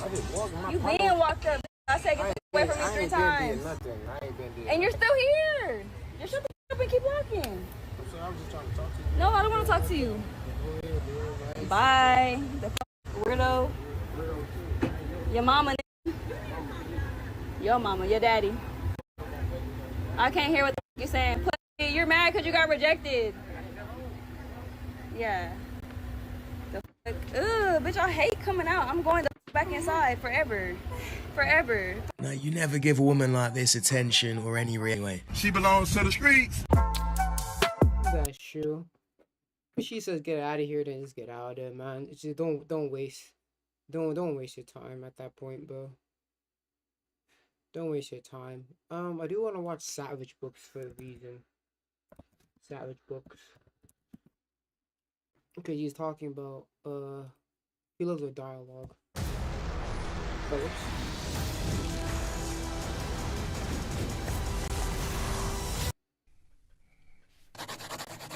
Are you saying that you have a collection of skin luggage? Of course I'm not, Dee. Don't be ridiculous. Think of the smell. You haven't thought of the smell, you Dialogue. Outside of the plot, it's arguably the most important part of any story. But it's really freaking hard to do. I'll show you he's a nigga. I mean, I never watched his videos before, so I didn't know he was a nigga, but... We all know good dialogue when we hear it. Colin! You shut the fuck up! How would you like to die today, motherfucker? No. And we all know bad dialogue. Love is the one thing we're capable of perceiving that transcends dimensions of time and space. But what truly makes the difference? Well, my hope is to answer that today with the internet's favorite obsession, the levels tier list. We are going to be ranking the 7 levels of dialogue and pinning down exactly what each one entails. And if you're asking yourself, why should I be listening to this guy? Well, that's a fair question. That's a good last name. Savage. As a professional novel and script editor. I feel like I'm definitely getting more than my money's worth. I feel like we got through a lot of good stuff today. I think we did. Alex, appreciate it more than before. You'll hear web.net. Needless to say, literally still it. It's not setting fiction. It's more than you can get bands this poor either. To kill you. Use whole fiction there, but I love dialogue. There's gonna be some moments where like dialogue could be like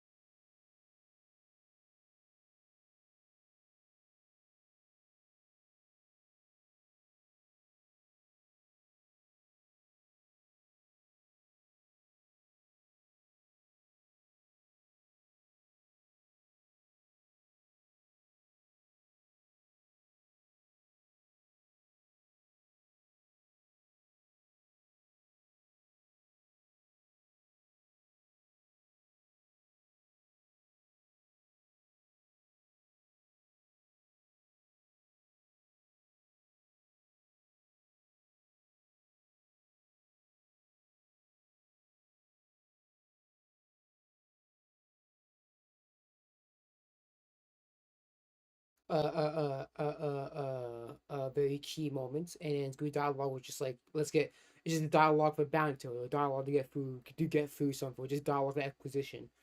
Obviously, yeah, it varies. You're not gonna have that level 7 dialogue 24/7. It's gonna be moments where it's gonna be like, okay, it's passable. There's gonna be moments like, oh shit, you speaking facts or some shit. It's levels of dialogue. It varies. It's not stuck to one thing.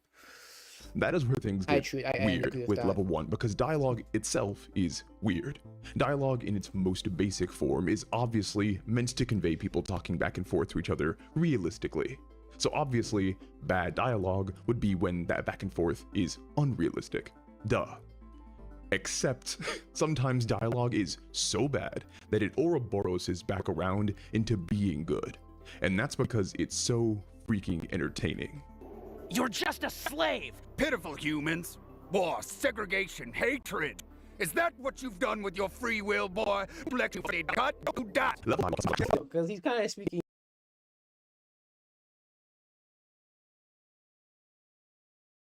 He's kind of speaking about it's like, this is all you've done, bro. All these evil shit that humanity has done over the years. This is what you guys done.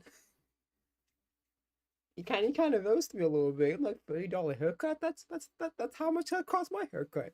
Actually, I paid $25, but come on, come on. Have a ton in common, but as far as level 1 being so bad that it's good, that's because you can't believe how far from the norm it is. It's like the people writing it had never heard a human use language before. God damn, Cheryl! That coffee tastes like shit! What'd you do, take a dump in it? As a matter of fact, I did. sure did. I want a fucking divorce! Alright then. Because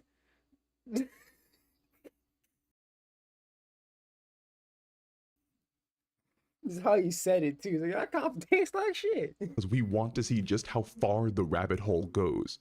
It's like you were in some weird haze or dream that just seems close enough to human language to be real, but is still so wrong. I can't believe you committed suicide. I cannot believe you committed suicide. How could you have done this? How could you have committed suicide? It's like that. Nobody talks like that. How dare you have committed this? They're like, what? People used to say, "I dare you kill yourself." People say that. Don't say, "How dare you?" Sounds stupid. This level is so far removed from skillful execution that it's hard to even objectively define its parameters. It's like if someone went to the Great British Baking Show and gave the judges a urinal cake. It's like technically what they asked for, but it's so far beyond the pale of reason that now they're just interested in unpacking the labyrinth of your mind to see how you got to that point. And of course, the individual actor's choice plays a huge part in the dialogue, but I'm gonna be real, no amount of acting could rescue these reactor explosion level lines. They're eating her! And then they're going to eat me! This love these rabbit ones and modern and nearly impossible to make the type of character they can only be haphazardly fallen into and appreciated because of their ridiculousness. Fiction this level of dialogue consistently. In fact, there are some lines of dialogue that become great simply by being surrounded by terrible writing. It's as if all the collective brain power of the writing staff was used on one line. You think God stays in heaven because he too take on line science fiction. You gave Bison grace to live the most important day of your life. Dialogue is narrative jade and I'm unnecessary at it. It is harm and accident just can't help but he's ready the next year. Next time.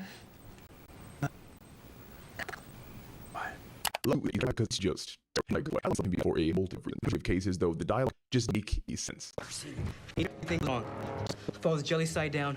Children hit tables and Peter. I mean it makes sense in universe. Got my back, get killed. Still because this will be bad. Maybe things I've ever heard. This is so bad. I will keep this in. But in other cases, writers completely. You don't want this. There's some with some necessary fact that it in but or I'll fine, but then because it is literally to do with the making it use or kind of weird. About Romeo and Juliet laws. All dedicated to me are just make them follow. Actually, goes on 24 in calories. That seems kind of just seeds the offense line. They people here at all. They seem to create women. This is what I don't know. Don't be willing. Dialogue is just bad. It's good. The level dialogue is the level where writing the narrative takes the dialogue.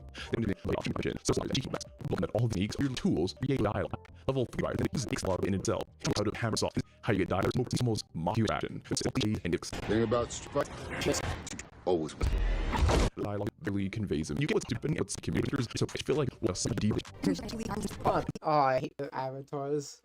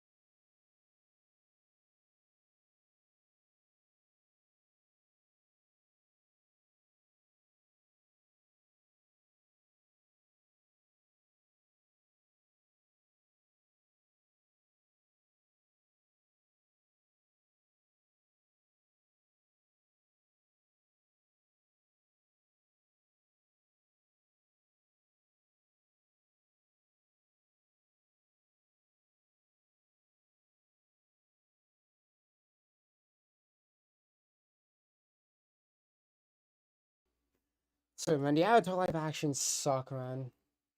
For the one-liners, it's like the writers understand comedy from the outside, but don't really have any interest in investigating it deeply. I mean, take a look at this actually funny line from Batman 1966. Number 2. What weighs 6 ounces sits in a tree and is very dangerous.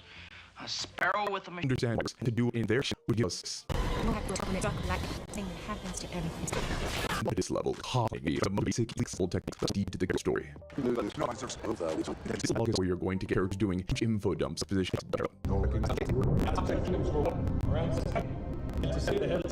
Everywhere in Hobby, it's almost like having to find his style. What you do, you upgrade for level 4 is most levels and sometimes I don't know, just all like not bad dialogue or like I guess the way drives Marvel.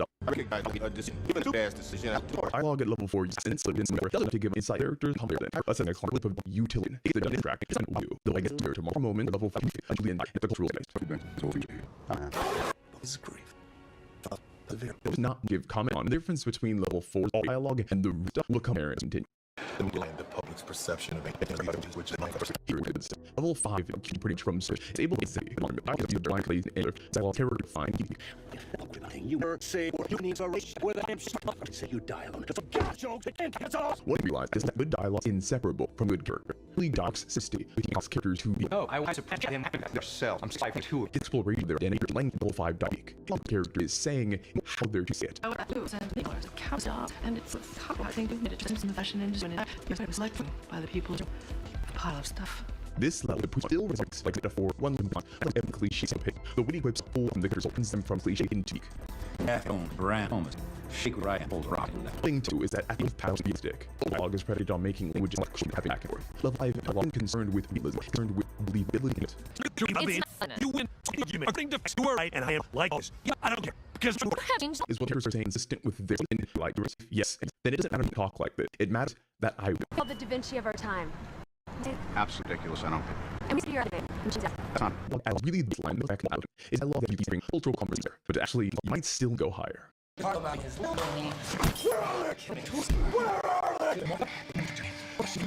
Level 6 is amazing. So good. The instant at a small just sort of anyway. This small all happen. I did not kill. I killed. This year didn't on, but some whole we engage choice. Climacment and character beat struggles. Symbiotically, the great die can be, and the iron can be from. Thank you. I'm gonna groom me. It's evident when I'm means done right. The design, the dimension. Hear me? Bring this. We don't have false. It's a scene that the play team play his back ring again, and so does the capital and value of his You my respect. God, he's that. But to be one part of the execution, there are that experience what I call elevated. This is poetic, lyrical heal. You partner it suits you. You want a man to take and it suits you. What which? It's the fear in the middle. Word has been a magnet grant. It's just the comments. It's like ask that. You who kill speech, but I'm so. And then we have style. This dialogue conveys a right as he would heal life. What? It's hard to do, but it requires a massive preparation. It's mastered, genuine, skill, heretical, and toxic. Third to have Zhao. This is character battle, back and forth.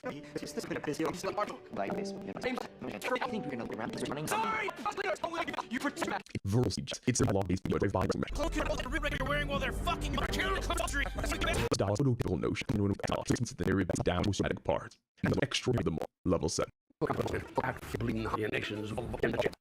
the reason that we distinguish novelty is that we are before. Don't see if that gauge war is impossible. You when Paul something nursing you that is it's the first are. It's not even backing purpose cares that we possibly you do I want you like culture or that others it's like rich elders getting the type of that just a strange people strange customs marvels wrong. It's meant to be deep and different. I see it. No analytics, no answer. Tilda. It's not body provided. I was like very resistant language host word thing. You are pukes. Over. You're not even fucking big. Getting on organized piece of shit. They're meant to convey emotion, a chair, or an astrological vista might. Okay. Let's see here. I do want to see.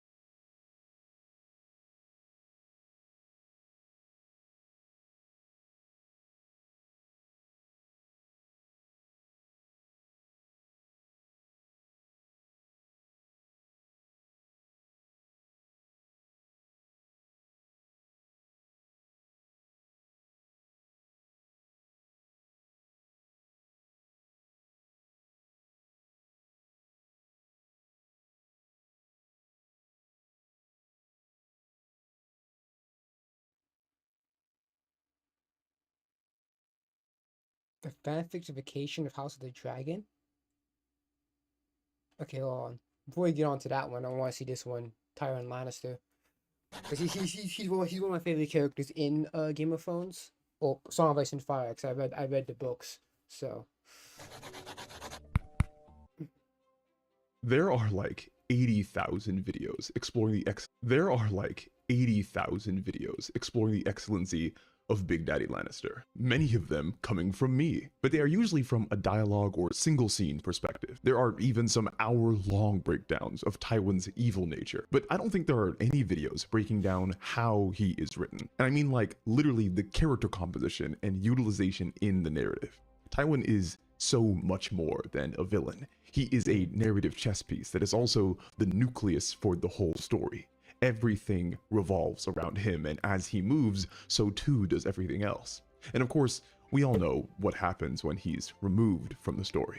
First of my name, breaker of chains. You want a good girl, but you need the bad pussy.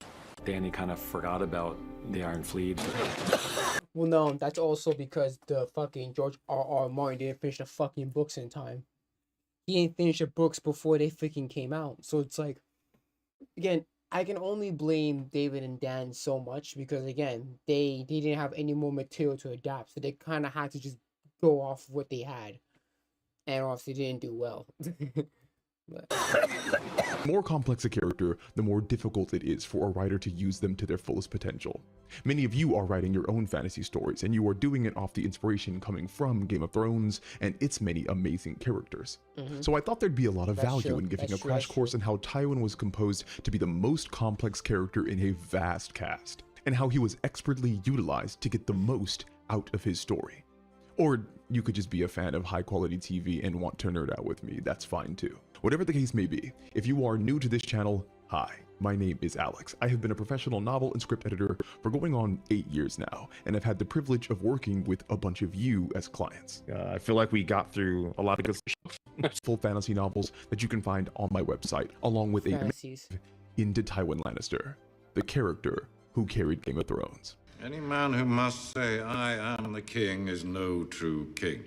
So I suppose we should start with the absolute most basic elements of Tywin as a character. If we want to use the most simple descriptions, Tywin is an antagonist. Y'all probably already figured this out already. Tywin is an antagonist because he stands in opposition to the main characters, those being the Starks. Again, I can't overstate how simplified this is, but not only that, he also stands against Tyrion. Because the issue is that Tyrion wants his approval, but Tyrion's not giving that to him. Gotta start somewhere. But Tywin being an antagonist is not the end of even the most bare bones description of his character composition. For the first 4 seasons of Game of Thrones, Tywin is the central antagonist for the narrative. What this means is that Tywin, as an oppositional force against the protagonists, doesn't actually interact with the main characters that much. He is not the one administering the direct opposition. It is often another character under his command that does this. This would be the Mountain in Season 1, Jaime in Season 2, Walder Frey in Season 3, amongst others. These characters are classified as sub-antagonists, and whether you recognize it or not, they are ultra popular in fantasy.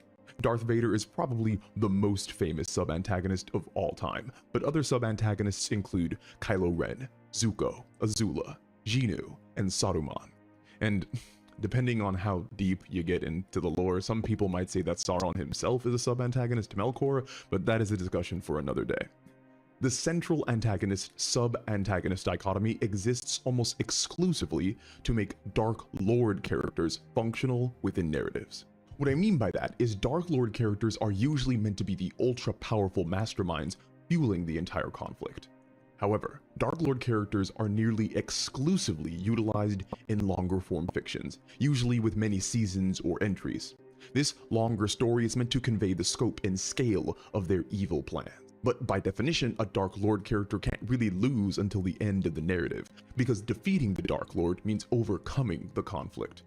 Unless the sub-antagonist is elevated into the spot of central antagonist, but again, discussion for another day. So, if you have a central antagonist who cannot lose until the end of the story, but you have a long story, what do? Again, central antagonist, main antagonist, essentially the same fucking thing. You guessed it, Sub-antagonists. Sub-antagonists exist to directly interact with the protagonist so that the Dark Lord central antagonist can loom safely in the background, weaving their dastardly plans. Sub-antagonists can succeed or be defeated without the whole story screeching to a halt. So, this is all to say that Tywin, as an antagonist, falls directly in the space of a Dark Lord archetype. Functionally, within the narrative, he is actually no different than the Night King, which I think is kind of hilarious. But remember, even though this categorization might seem in-depth, it is actually still the most simplified way of viewing Tywin as a character. And that is because Dark Lords are almost exclusively static and flat characters. Yep. Static characters are those who do not change throughout the narrative, and a flat character is one who is easily understood because all their morals, opinions, and worldviews align in one direction. Dark Lords are meant to be inarguably immoral, the platonic ideal of evil.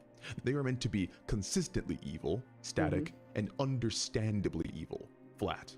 They are not meant to be sympathized with, they are meant to be fought against and overcome, so that the abject evil that they represent is thematically defeated as well. Sure, Dark Lord characters can be seductive and alluring, but only insofar as they offer personal growth at the expense of others, and then ultimately, oneself. But this is the true narrative beauty of Tywin, and where we start getting into the nitty-gritty, because he is not like other Dark Lords in this way. In fact, his character composition is not like many antagonists at all.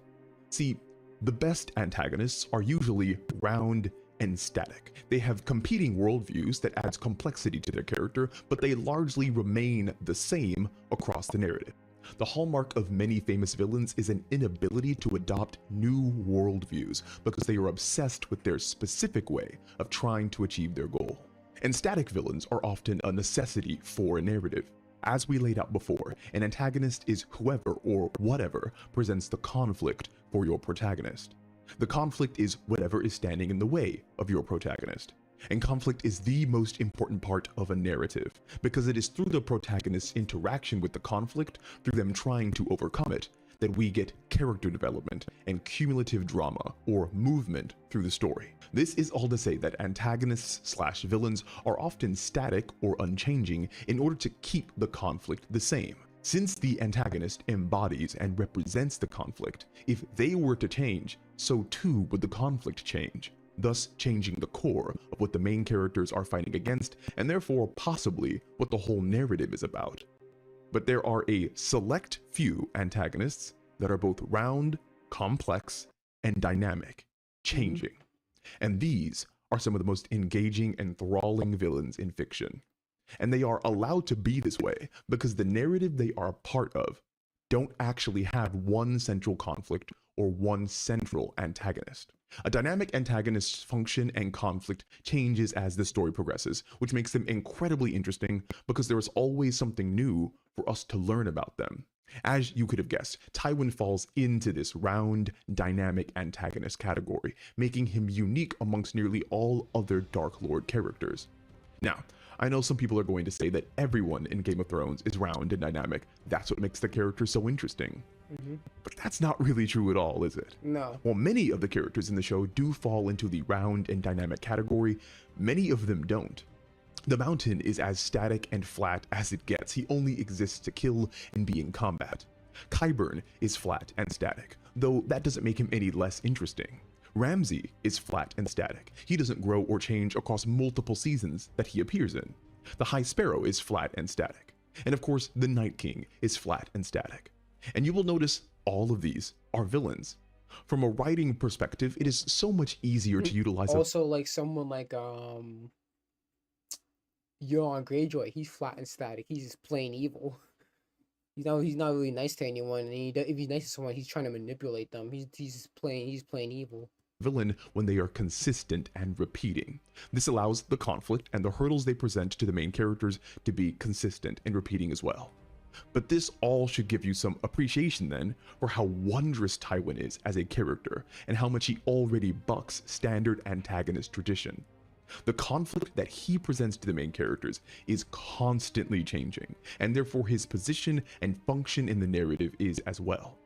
But to figure out just how Tywin exists as a dynamic, round, central, Dark Lord antagonist, we are going to have to look at how he is narratively utilized season by season. And this is when we really get into how much of a masterpiece he is. I'm giving you half of our forces, 30,000 men. We'll bring them to Catelyn Stark's girlhood home and remind her that Lannisters pay their debts. This is Tywin's first scene in season 1, and it's phenomenal, as I have talked about in previous videos. But to understand his place in it properly, we have to first establish his relationship to his other son, Tyrion. And to do that, we have to back up just a bit. While invisible to watchers and readers, a good writer is always going to check certain boxes and fill certain slots to make stories properly function. The old saying is, if you do something well, no one will know you did anything at all. When you do things right, people won't be sure you've done anything at all. This is very true for writers. While you are enjoying the face of the story, you're purposely not being shown all the minute pieces that are being set up behind the scenes. And one of those pieces is setting up the focal character. As many of you already know well, there is no protagonist in Game of Thrones. No one person monopolizes the conflict and has it centered on them. Yeah. Multiple people are always engaged with individualized. That's the thing I like about Game of Thrones. There's no central protagonist. Obviously, you can basically say that the main characters are Jon and Daenerys. Jon, Daenerys, and Tyrion. You can always those three are the most like the main protagonists. But even then, it's just like you still have like Arya chapters and like Theon chapters. Like it's like everyone, you get to see like a lot of people's perspective. So there's no one central protagonist in the Game of Thrones. Although you can argue that the more important ones are like Jon, Daenerys, and Tyrion. Struggles that they have to overcome. And that's what makes the narrative so epic and interesting. But this does not keep us from having a focal character, at least for part of the show. A focal character is simply the character the narrative most focuses on. Their particular goals and hardships and struggles get the most attention. In terms of early Game of Thrones, this is Ned Stark. He is undoubtedly the focus of season 1. Ned has nearly the same amount of screen time. Yeah, he's even the focus of the first book. The first book of Game of Thrones, he's basically like the main focal character, because then he's gonna die at the end of the book. So like you gotta have to put a lot of focus on him. But after he dies, it kind of just diverges a little bit. You get to see some Daenerys, Tyrion, Jon. As Jon Snow and Daenerys combined, and they're the next two. And when a focal character is set up, a writer has two options. The first is to make them likable, or in narrative terms, empathetic. An empathetic character is one that we can see ourselves in and can personally connect to. This then breeds the investment that is so pivotal to the story. The other method is to make the focal character sympathetic. This means we understand why a character is doing what they're doing, even if we wouldn't do it ourselves. Either way, an audience has to become invested in the focal character for the narrative to hold weight. Frank Underwood and Thanos are both focal characters, but they are not likable. They are interesting, and we understand why they are on their missions. And that makes us invested in their journeys. Ned gets the other route and was made likable or empathetic, but that is easier said than written. What objective narrative techniques are used to make a character likable? Well, the holy trinity of likable character actions is being nice to old people. What is it, ma'am? Like a squeaker, it won't come down. Children. No! Stop! There's a bomb! And animals.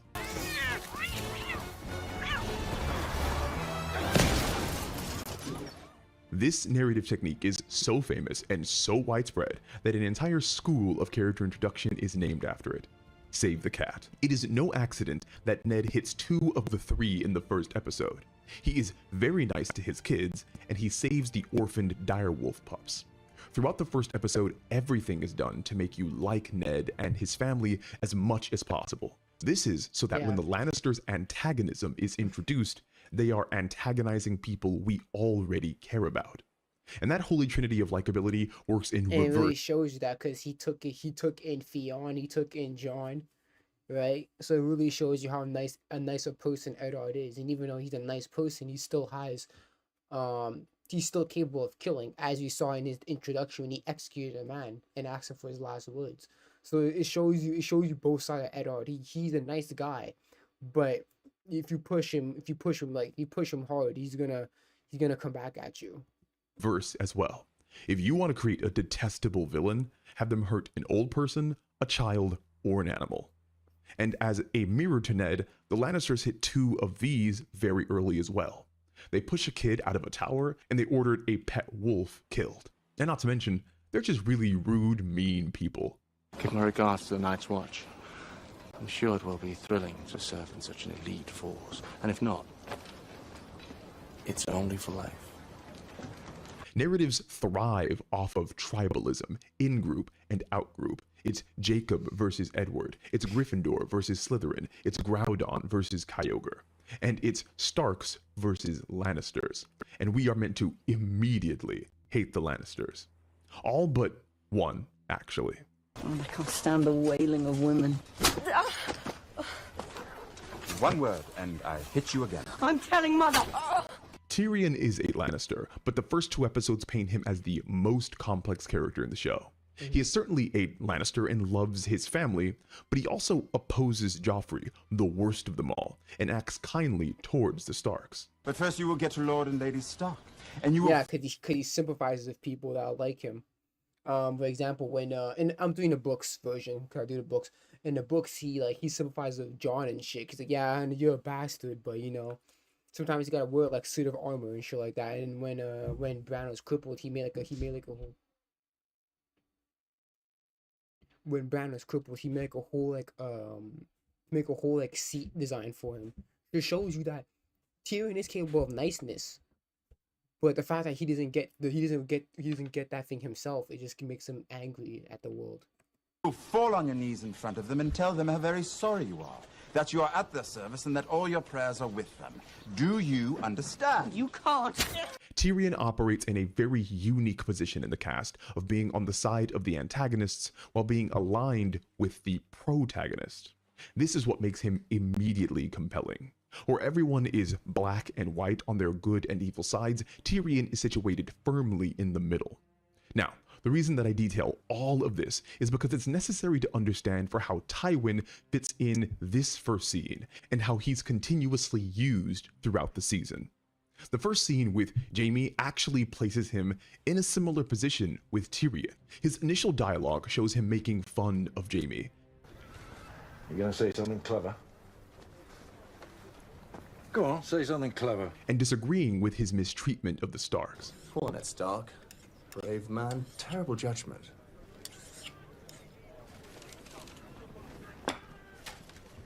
Attacking him was stupid.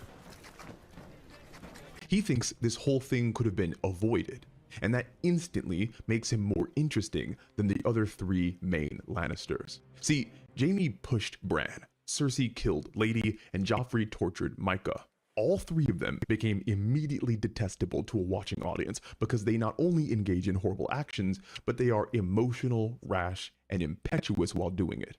They simply do whatever they want and don't care for the consequences of others. Again, Tyrion fits outside of this because he does seem to be considerate of how other people feel. You're Ned Stark's bastard, aren't you? Did I offend you? Sorry. And Tywin, through his dialogue, also separates himself thematically from the other Lannisters. He is incredibly metered and calm and in control. We get the sense that had he been at Winterfell, none of this would have happened. But that does not mean we like him, only that we understand him. He is initially interesting insofar that he can humiliate our antagonists. What Tyrion does here... Do you understand? You can't. Do you understand? Tywin does here. You gonna say something clever? Go on, say something clever. And we really like it. While the books are separate from the show, they do act as huge inspiration, obviously. And a massive theme in the book is Tyrion's relationship with Tywin. A telling quote from the books that sums up this theme is Tywin saying, "You are no son of mine," to Tyrion. And Tyrion responding, "Now, that's where you're wrong, father. Why, I believe I am you writ small." Again, while the books and the show are different, I believe the show both overtly and covertly uses this character dichotomy and mirror in how to set up both Tyrion and Tywin's themes going forward. Tyrion and Tywin both are almost always positioned on the outside of the core antagonist Lannisters. Through the first 4 seasons, they each maintain close proximity to the antagonist side, but are almost always in opposition to it. But if we want to stick with season 1, we again have to focus on Tyrion, because much of Tywin's appearance in season 1 is actually based around Tyrion. Effectively, since Tywin doesn't come in for 8 episodes, much of his character appearance is laundered through our investment in Tyrion. See, by the time things really get going, Tyrion has been kidnapped by Catelyn Stark. Seeing as Bran doesn't remember who pushed him, this is what really kicks off the conflict. Of course, we as watchers are put in a bit of a conundrum here. We like Catelyn because she is on the side of the Starks, but we also like Tyrion, and more importantly, we know he did not push Bran. This creates an amazing narrative position where we root against neither Tyrion nor Catelyn. We simply want the situation resolved. All the while for Tyrion, during his incarceration and after his freedom, he is relying on his Lannister name, mainly that of his father. You know who the Lannisters are. I am a Lannister. Tyrion, son of Tywin. And this is important because we like Tyrion and we want him to live. So we want him to achieve whatever salvation is best for him. And Tyrion knows that salvation is his father. Tywin now becomes a narrative commodity that we are actively relying on because his power is what leads to Tyrion's safety. And it is their first interaction that sets up the basis for the most complex relationship in the entire show. As we established, we come into the first meeting of Tyrion and Tywin with Tywin being salvation for a character that we like, Tyrion. Makes sense. It's a son and a father. The next scene is Tyrion being told that he will fight on the front lines of the war. It becomes obvious that Tywin doesn't actually have Tyrion's best interest at heart. When soldiers lack discipline, the fault lies with their commander. Surely there are ways to have me killed that would be less detrimental to the war effort. There will be no more discussion on the matter. He doesn't seem to care if Tyrion lives or dies. This makes us do a bit of a reverse on Tywin, because he is no longer Tyrion's salvation. But then, in the final episode of the season, after Tyrion doesn't die, we get this scene. You will go to King's Landing. And do what? Rule. You will serve as Hand of the King in my stead. Tywin praises Tyrion and gives him essentially all the power in Westeros as Hand of the King. And he delivers it with these powerful lines. Why not my uncle? Why not anyone? Why me? You're my son. Here, we see very early the full complexity of the father-son relationship. Tyrion desperately relies on and wants to impress his father, but he also lives in a completely disapproved way. Tywin seemingly wants Tyrion dead, but he also trusts him with his most important tasks because he is his son, a representative of his house, and he knows Tyrion is much like him. This is how Tywin is immediately established as a round antagonist, a complex villain. He has competing beliefs, goals, and worldviews. However, since he only appears in the last 3 episodes of season 1, he has not had the chance yet to become dynamic. That comes later. Tywin still very much occupies the antagonist position because he's against the Starks in war. But unlike Cersei, Jaime, and now Joffrey, who willingly put themselves in conflict with the Starks, Tywin has to frustratingly react to conflict started by other characters. And he is loudly, verbally opposed to it. If he were alive, we could have used him to broker a peace with Winterfell and River Run, which would have given us more time to deal with Robert's brothers. But now, madness. Madness and stupidity. If anything, Tywin is also in an antagonist's position against Cersei and Joffrey, which he openly states with Tyrion. You will serve as Hand of the King in my stead. You'll bring that boy king to heel and his mother too, if needs be. And if you get so much as a whiff of treason from any of the rest, Baelish, Varys, Pycelle... Head spikes walls. And that means, both from Tyrion and the audience's perspective, he sits in a position opposite the antagonists. And this is where it gets crazy. Because for all intents and purposes, Tywin Lannister is not just a Dark Lord character. He is a Dark Lord anti-hero in Game of Thrones. And I know that sounds insane, but it makes a lot of sense when broken down. Anti-heroes are characters who themselves embody unlikable or immoral traits, but who also stand in opposition to the antagonists. The king is tired. See him to his chambers. I'm not tired!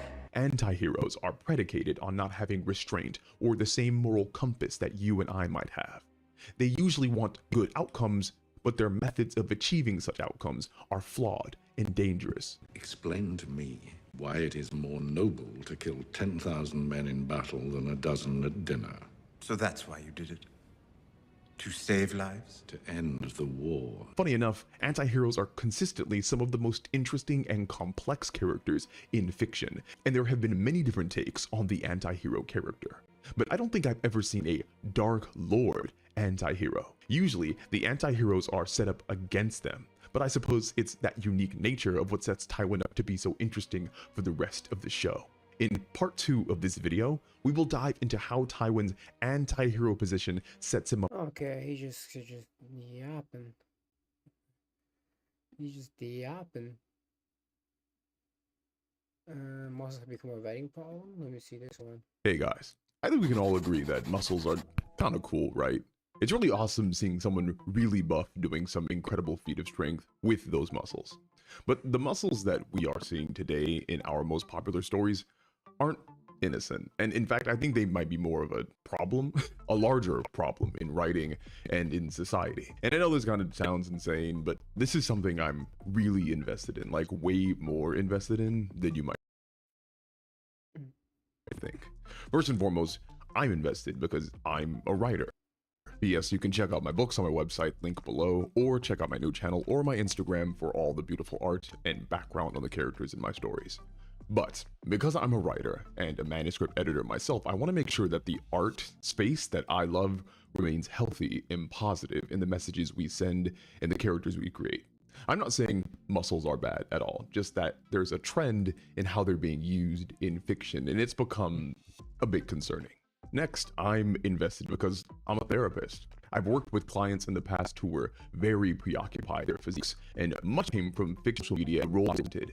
Very closely linked. I mean, mostly it's just struggling different. And it's because background training health, especially with young men, that I feel passionate about muscles. And the third and most important reason I'm invested is because I used to look as addict. I just correct my relationship with the gym around working out was great, but I've seen firsthand the type of damage on physique.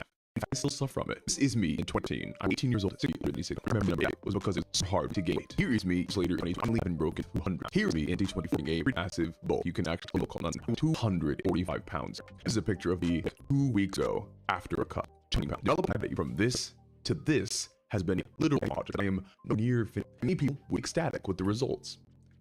In actual time, I took these photos. All I saw was my muscles. My chest looked flat, straight isn't showing, but my abs look flabby, my trapper, and more. But guys, this isn't the reality of the screen. This is the media. The inability to properly assess in your own body because focus on flaws, real imaginary. Still, I'm lucky. I've had the ability to train. I got my mass in 22. I can do this stuff. I have the skills to manage my dysmorphia, relationship with my body. But people out there, men do not. I want to random example from the examples on the here. This I think this huge state body more, and I'm putting body dysmorphia, but society is around fiction. And as a bodybuilding writing therapist, I promote sister forces. So what does it convey? It's the soul progression to look our aesthetic to achieve the reaction adversion. And less impressive. To go even further to have people be impressed. Physically, as a term was born of the fitness explosion that occurred online and during influencers, but the phenomenon it describes becomes widespread that the term can be used as well. Wolverine is the best Wolverine 1,000 years ago, and after Jack 31, Human still playing later in you season 40 and 50 would look around as good as the Wolverine, a little bit worse, you know, he's like a decade old, but you must see here is 53 years old. This human many of the Wolverine who can hear where he started and You can see happening with Chris S4. He's notably better in each of his team's need for impressive as the character will change, but the actor will change. Here's 5' Tom Cruise as Jack Reacher, and here is 6'5" average Reacher. So why the need to use how muscular these are? If we all stars look good, which I think, why push them to change and get bigger? It's actually more simple than you think. Hollywood. To be honest, yeah, a lot.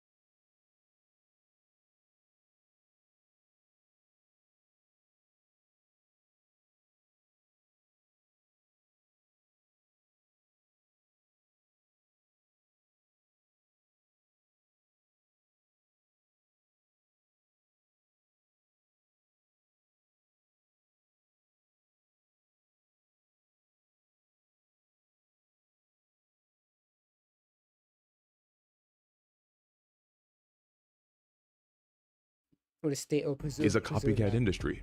Once something succeeds, you have to jump on the trend. But you can't do it the same. It has to be bigger and better. And not just the action, the stars too.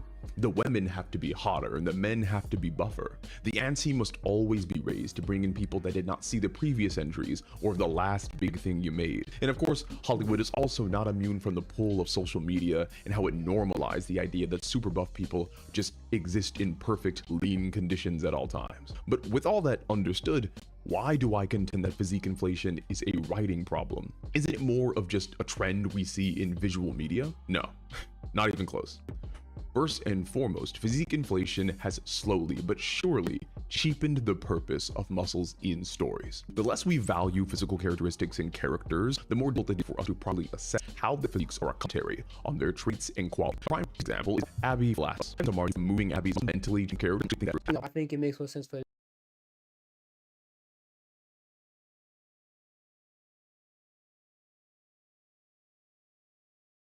be as look as lean as slim as she is in the show. I think that's one of the things that the actual writers did actually pretty well, because many people criticize like the realism of Abby being that fucking big in a post-apocalyptic setting.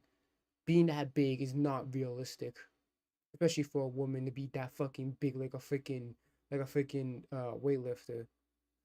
It's not realistic. I prefer the show. The show version did it better with like making Abby seem like just an average small girl. I think it would have been better if she was taller to still give her that imposing. I think it would have been better if she was like a more taller actor to have that more, because Abby's more like physically imposing, right? So I think it would have been better if they just chose the actor Abby just to be taller instead of being more buffer. But this version's fine too. It makes sense for the post-apocalyptic setting for her to be slim like this. But again, I just wish that she was taller, so she still gives off that physical intimidation without having the big musculars. She just be tall. But Abby's muscles were not the sole reason she was able to achieve her goals in the games.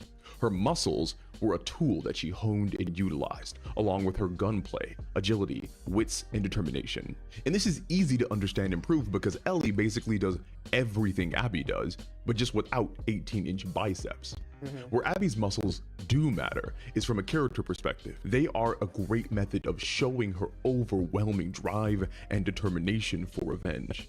She trained for years for the opportunity to take revenge for her father. She trained harder than any of the wolves. This overwhelming determination was evidenced by her muscles. And since they are now gone, they must be replaced by something else in season 3 of The Last of Us that evokes the same character complexity and depth, or the character will greatly suffer. Physique inflation affects our literacy. I think you could have. I think you could have solved that problem. That she's got a taller voice actor, not voice actor, a taller actor. You don't have to make her buff as a fucking beefcake, but you can make her taller. Make her like fucking like 6 foot or some shit. Make her as tall as an average dude, or like 6'3". Give her like an Amazon height, so that way she can still be physically imposing without having the muscles and shit. And our ability to think critically about characters. Look at this post I found discussing Robert Baratheon from Game of Thrones. For those who don't know, Robert Baratheon was supposed to be like a muscled freak of nature. He and other characters talk about it from time to time. He came running at me, this dumb, high-born lad, thinking he could end the rebellion with a single swing of his sword.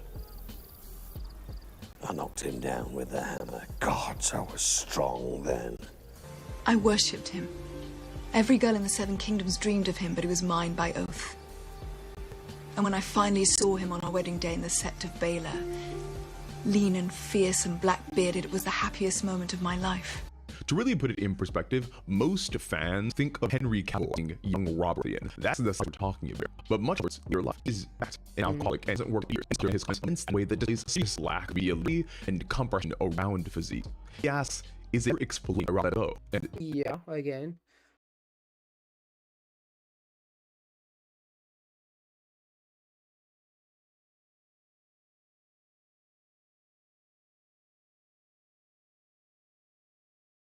Obviously all the kings and all the political shit kind of went to him, and it kind of broke him down. He's essentially just a depressed guy. That's what he is, and he copes with it through eating and drinking and shit. So that's what got him that big. And again, since he's a king, he doesn't have to fight in wars anymore. So it's just like that body's gonna naturally soften up. It's kind of how it is. Plus he's older too. yes, very explicitly, multiple times throughout the story. Someone took her away from me. That too. Yeah, it's depression. Cause he loved Lyanna Stark, and then Rhaegar took her away from him. And again, it's the depression from that, it's the depression from him being the king, all that shit. And obviously, yeah, it's just all the shit that he's gone through. It just like kind of broke him down to the point where he's like, yeah, I don't even feel like I got eating shit. I got eat and drink to cope. And 7 kingdoms couldn't fill the hole she left behind. This is a person who likely does not want the hero king of the story to be fat and lazy.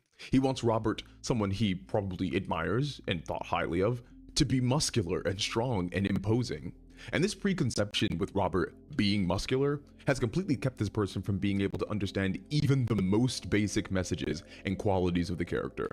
When heroic, godlike physiques become normalized, deviations from that seem strange and uncomfortable. Think of the massive discourse that happened when Thor became obese. I mean, in fact, physique inflation had become so prevalent that a major change for him was losing his muscles.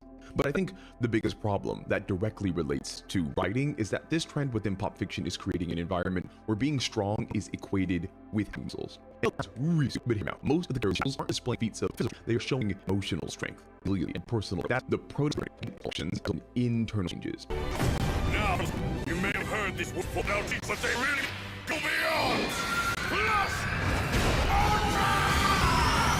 But Nikim is told that these positive internal changes are only achieved in part and whole because of having muscles. So often by a person as a physical tool can be used to adversity, which hones their heart and get me wrong. As an avid I do extremely healthy and transformative proper exercise physique, but I don't believe it. So consistently and growth the physique.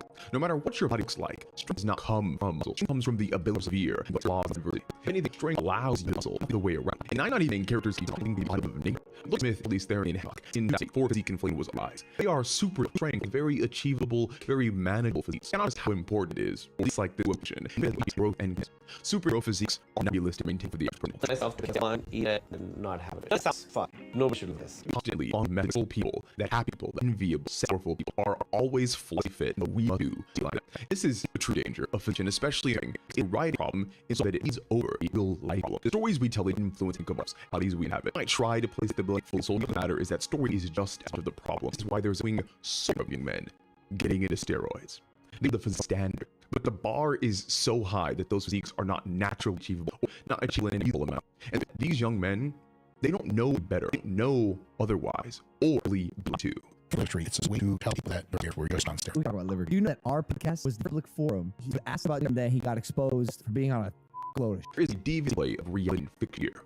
Our hero and leading men have we to ourselves beat them. Fiction affect us. It's real. But we the board after real world actors when it can't be like anybody on that can. First thing's your job, like a 9-to-5 job. Do you like got that? You're never gonna eat alcohol.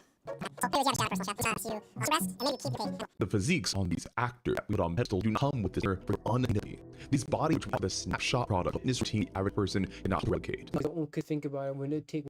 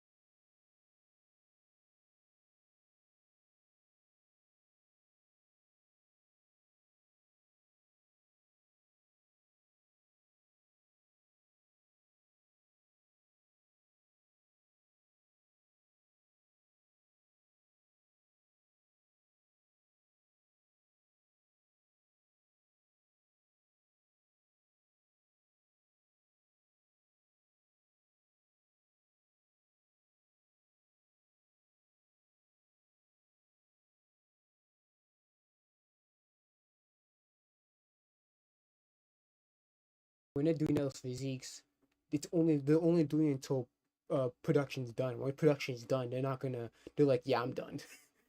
Because a lot, even I hear stories from like bodybuilders and all that shit. They're like, yo, I felt fucking miserable. I felt tired, and all that shit. Like, here's the thing.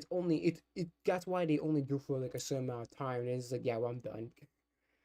But it's not sustainable long term. So they do it for the movie, and then after the production's done, they fall back on their normal diet, or they make their diet less restrictive. They want to maintain a little bit of that physique. Believe it or not, the hardest part was physically eating that amount of food. I had to put on about 17 pounds. I was eating so much chicken breast that the hardest part about it was actually chewing it all. So I would just put it into a blender, blend it all up, and just drink chicken. There has been a long-standing culture among fans of fiction to want to be like the characters we admire. Regarding physiques, we can actually see this still today with Toji Fushiguro and the wave of fitness that he inspired, which I think is really cool. But the difference with animation is that one, there has been no physique inflation. Bodies have always been over the top.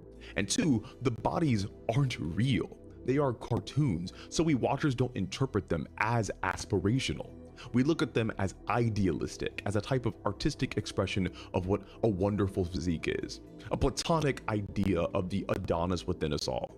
But for the actual human bodies and actors, there is clear distinction in what is not. What is natural physique with an enhanced physique and gear. Like if someone I lost it up under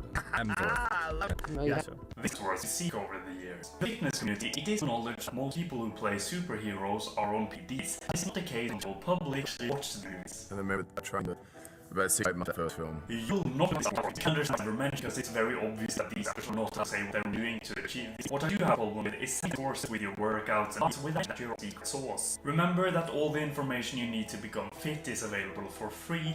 Only compare yourself to yourself, work hard and have And this trend really only leads to two outcomes. It's natural desire to be like bodies, but never achieve them, which then leads to feelings of inadequacy. It's natural gym goers in order to achieve these bodies, only to experience incredibly It will kill you. But what gives you a lot of consequences of becoming face Unfortunately, on the Olin Rodin, Gustavo McBillen. I'm not saying God amazing can option. I have characters in my fiction that are insanely muscular, but are inachievable. As the actors do, strong, insanely ripped bodybuilder. Trace is the strong, valiant leader of the Fremen who can certainly hold his own combat, but he didn't need to do it. But he can play some changes. In doing it.